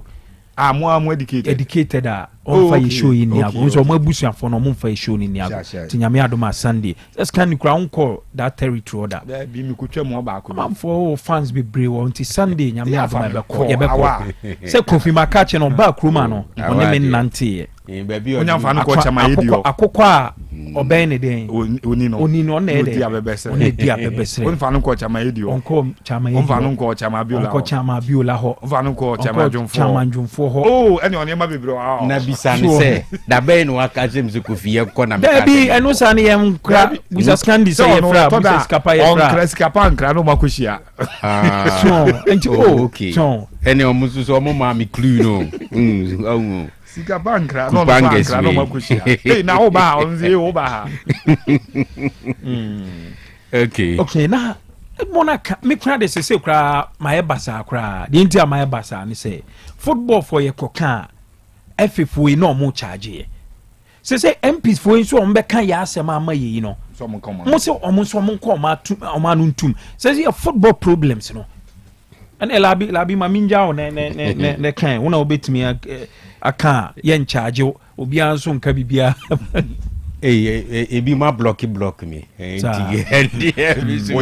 ultimi charge eno akra na FA Cup unse oba no wanko no okruma na dwo okay no monitor show no all right and you know I mean most of the things we say here they should just listen ebia no mfa bi nya min twa no min twa no Black Stars ebo match wi a omo ball game ni wie ya by 5 minutes kra na match report are you ready Black Twins time be no on ball no na 5 on ball no 5 p.m. on anadwi ya we de mia menuanom she topic ne akoto enumre na Black Twin story aba eno kra no utimu ze eja hyehe omo WhatsApp groups bi ne yi say Black Twins abobo wi eba Black Queens na omo de ho na hye Matilda Monsa anti but shake no money we mu no different but also story no so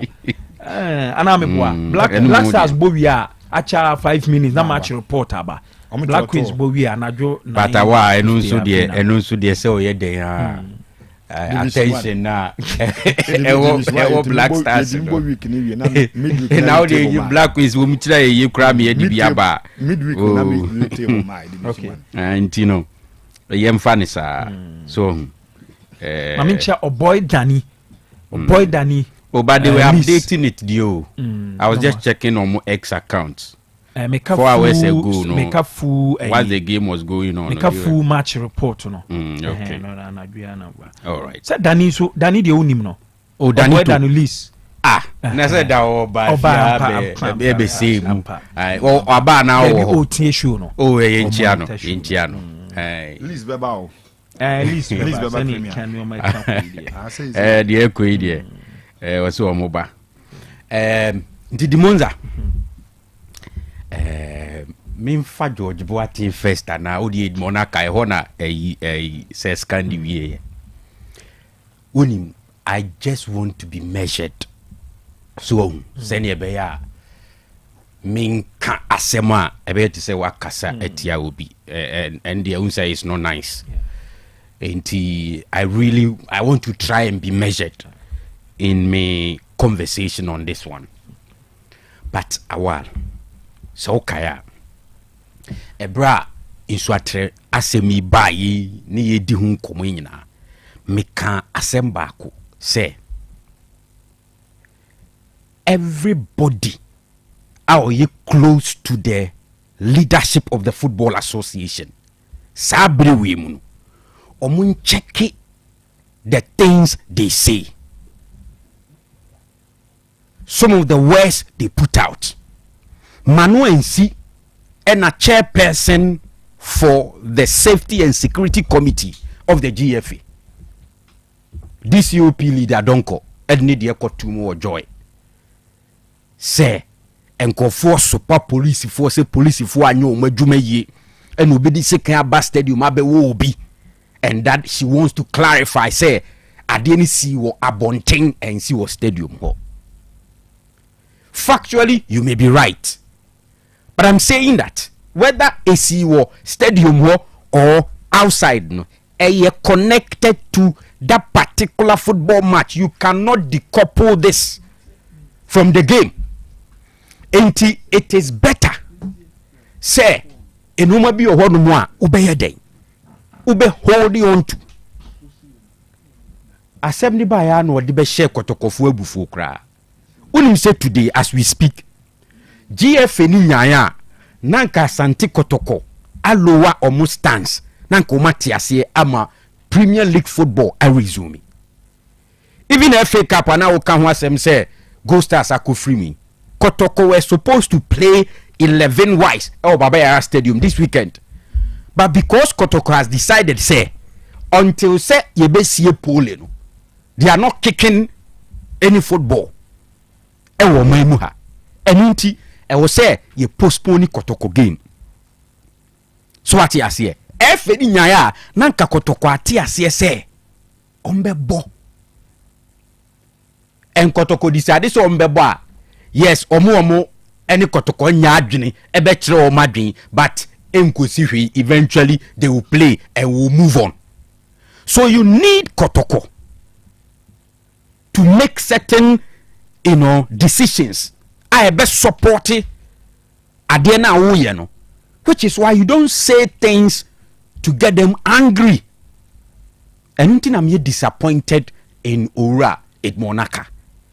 As experienced as he is, may I not discredit him. He is one of the few guys rising from supporters level akodu managerial level. Even at Asante Kotoko, at some point he was playing certain roles management in a play.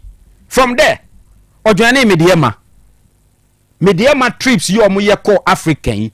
At some point, he was part of the management team no omoko Africa. Enunti na Samatex for kra pese omu secure qualification from Division 1 ever Premier League. Omu say ono Mr. Edmonaka wa gain some level of experience in the game to omu fano as general manager. No ma for Paul Ayamba as the business development manager of the club. And omu koye no clearly target a set him up no omu achieve amana bruso kra omu qualify team no from Division 1 Abba Premier, Abba J Ghana Premier League. As we speak, omni defending champions. Omako Africa. First time performance they wasn't good there, but at least Omako Africa. For the first time in the history of Samatex Football Club, over 20 something years, na Samatex tries to remember Premier Nemfa. Under the leadership or the Paul leadership together with Uran Sentremo. And all the guys in there, very fantastic guys around. They are my guys. I like them. Omu are very good guys. Omu who still say omu are nice people. So and omu diaba. So they've done something. And when it comes to the experience in the game, nobody and a bet tries or Jeffrey in them. But so kutasa experience in the game, you are expected to speak in a certain way, especially when Asema Ba. Ye pesi ye nyina ye jojo ni ye go to a particular pointer ebema Premier League football I resume. It appears say most of the clubs enye happy that ya halted the league. I've spoken with a number of them. Omunye happy. Omunya ya e was say football emra back. I can understand. Amount for investment, they are paying players and all of that. Say most of them omun break here. And they are still investing and they are doing so to play football matches. So when they want to play, you can understand. But the point is that as MSC, and we want to leverage on that to put one or two things in place. You may disagree with some of the things. For example, me can I say, time na Kotokone has Ekoka Autonomous Premier League no na many omunyading. The timing was wrong. Yeah. One me starting league na we have first round, as abo second round, assemble ya. Shamian ka sem no pote no de asie ne ko ebe fa so ebe prevent ya na okoko Autonomous Premier League. I disagreed with them, but the point is that enkofo wo yaudie mu, so you don't make certain comments. Yes, it is possible that some of the member of parliament behavior and more the moral right to make certain comments, but at the end of the day, these are your reps in parliament, so they have every right to speak about anything in Ghana and they are doing so. Yeah. You may disagree, but you mind the way you talk to them. Fantastic. Yes, you say call it for higher standards. Okay, you don't behave otherwise. Where a beer among for so other super parliamentarians, they say we feel that we disappointed here several times as member of parliament. Oh, but it doesn't mean say you head the way forward to me make any contribution. So enti misreno brena ye womuno enye bra ye de keka nsem bia ebe hye ni pa bia bufu mo. So what you see, because we ye den a Kotoko etwentwe ne na ase na league ne drag ya, you can go ahead and play and postpone their matches, but it will affect the league.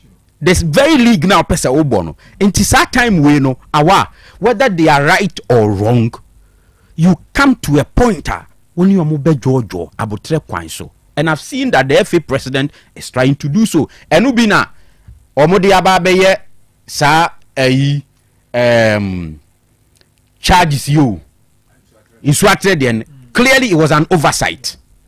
Unim sa semisi no omo charge a number of persons, both Kotoko and Inswatreman omo management team any omo playing body nim nyina no but we de no Bashiru de no omo ni fa so afena omo engagement with Kotoko no nkomo bi akokko so ama o madwena baso sa kwa bi kra de kube ebe bo camera onu kra ye hu no that should tell you say on that particular day no nan kasa cameraman na was say omo to cover proceedings same see any ebe kwa refer to ne de ahwe enoma bi di no ma bi atutu ye no kra no it looks like they were not there. Okay, even if they were there the environment no na conducive for them to work. So these are the things I was say kikanya dwibo meaning say one of the venues are Demonza CSA inspectioner ebe qualify for Premier League in Century Stadium. Pitch ne ye kama sitting kama VIP dressing room everything, maybe CCTV cameras and also there it doesn't take away one be install this here on be install this here to say the nations for ayo mudie into red monaka or form no on your day one running kasemi because say ne wadru baby a wadru ya sa clubby platform any page and man edini kudru ho na George Boateng de any there don't mind him. Oh, don't mind him. Don't mind him. George Boateng de don't mind him. Oh, okay. Obi aka sama say don't mind say ye call World Cup Qatar na George Boateng ka ho assistant coach da bi afa no moto se no ka ho se Cote d'Ivoire afcon yikura no sa ka ho no ka ho Cote d'Ivoire dia no sa ka ho na yen owura ketokreku bayi ni time yi from 2019 and Black Stars shall say a decline in terms of even AFCON. Okay. Sata meaning na George Boateng wa femu be your scout, be your assistant, be your part of the technical team. There, what did he change? Okay. Enti yes reno. So we be any na make set time na ya you. I'm for you mo kasemu. Mami read or say I be no mami school team. Mami read I would say I'm a very strong believer in continuity. I said it straight after the tournament, which is AFCON 2023, and also in the media that as disappointing as it is, the federation has to analyze. You have to go in depth to see where the mistakes were in terms of management, player staff, and then you place those that were not competent enough. You replace those that were not competent enough, whether being a playing body, staff member, or technical staff. To us say you can see that after I left, we've now had a bigger slide because at least when I was there, we qualified and we were lucky not to get out of the group stage. It doesn't make any difference. Demonza, it doesn't make any difference. The last two AFCONs are performance net to say. Okay, you can't keep changing the coach and expect different results. Yanji ngono ko bai asem yanji ni ko se me ka se do mind you no e bi ana mufu se me hard tete hona na e ba ngono ko bai black me ka se do mind what is he telling us mufu se me hard nti na wa akotwe adi say wo ba be say asem no krama no so it do dey me jamin kan bi okay yenye birthdays no yenye birthdays no yenye birthday o say the edika you do ready on yenko boy Danito ne die no ha ba enyo no na edi ni birthday enyo na edi ni birthday skandi se wutie na damfo baako ne wife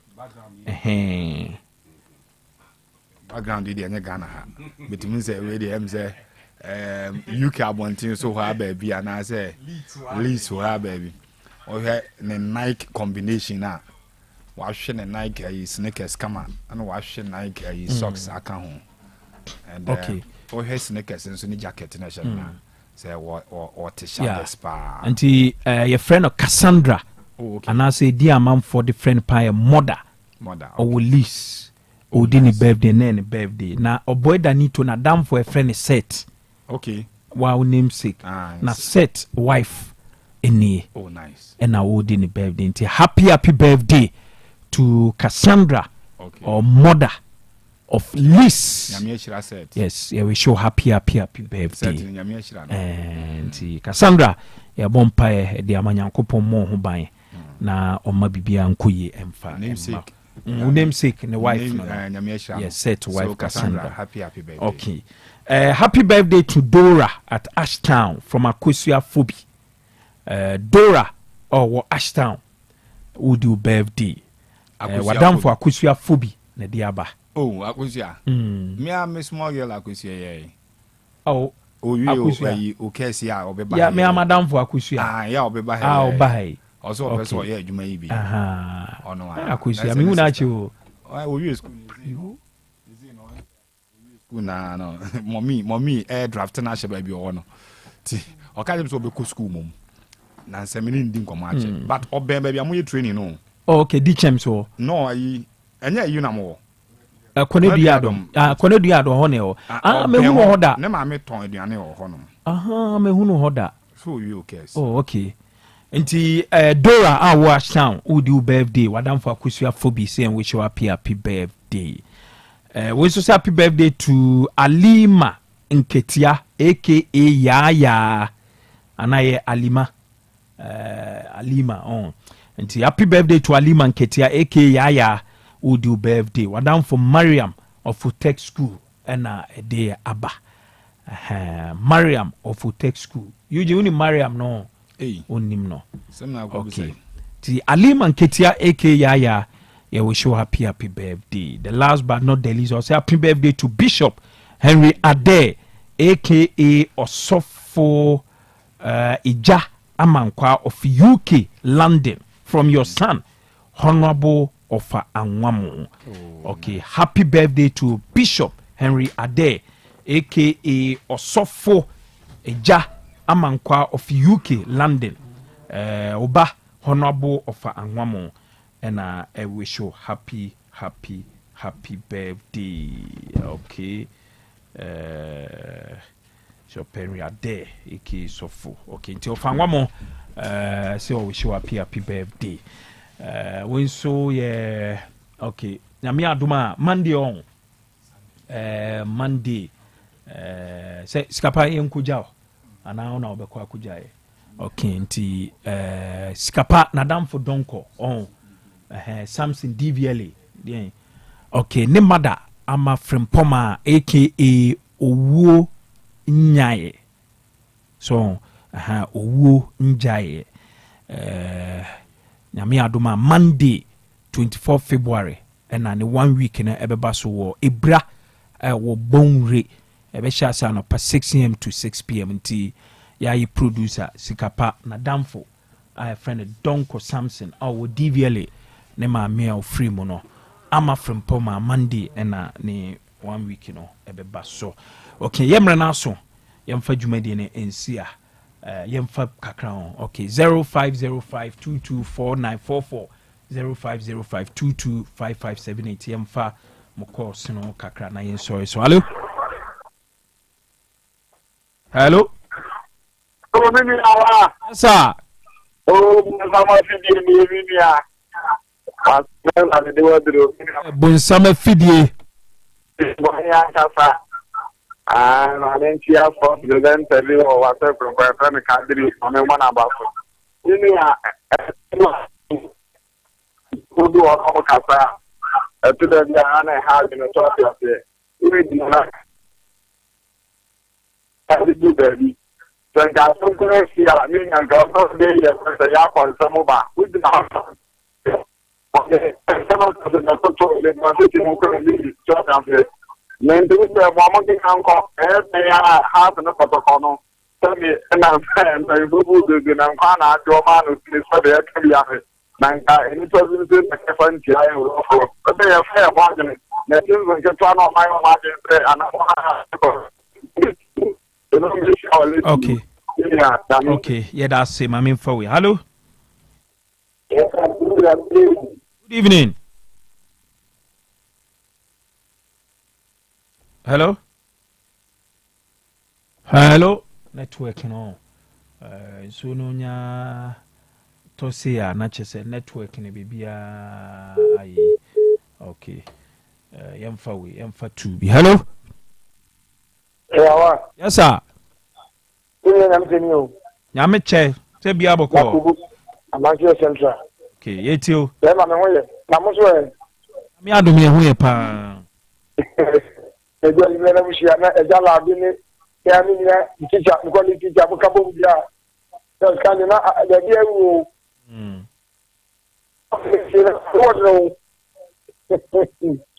Awa. Ensa ensuma ya kan na no. Eni obia no wanya na et manaka experience ifa ni no koroko club na ma platform o kai se ni wo mo bo wo ase no awa so bi wo kwatiri kakra o fe ko se so se di e ba ti e di ba shop back on the supporters you are one of them go for balance do the down okay Omi sa wa so kaya osi to le ni anfa ma on football no de do be bia to ba to le na si ni ye ni baba ho no e dia na be no ano o ni mu ni nya afitre na ta se ya se no ko ni ga dio won ya tu abama wo so mu ko se ne mama Ghana ya budi ni se mu no ko yi na parliament o mini sport committee wo do afemu ya ba no mo kabia mba ya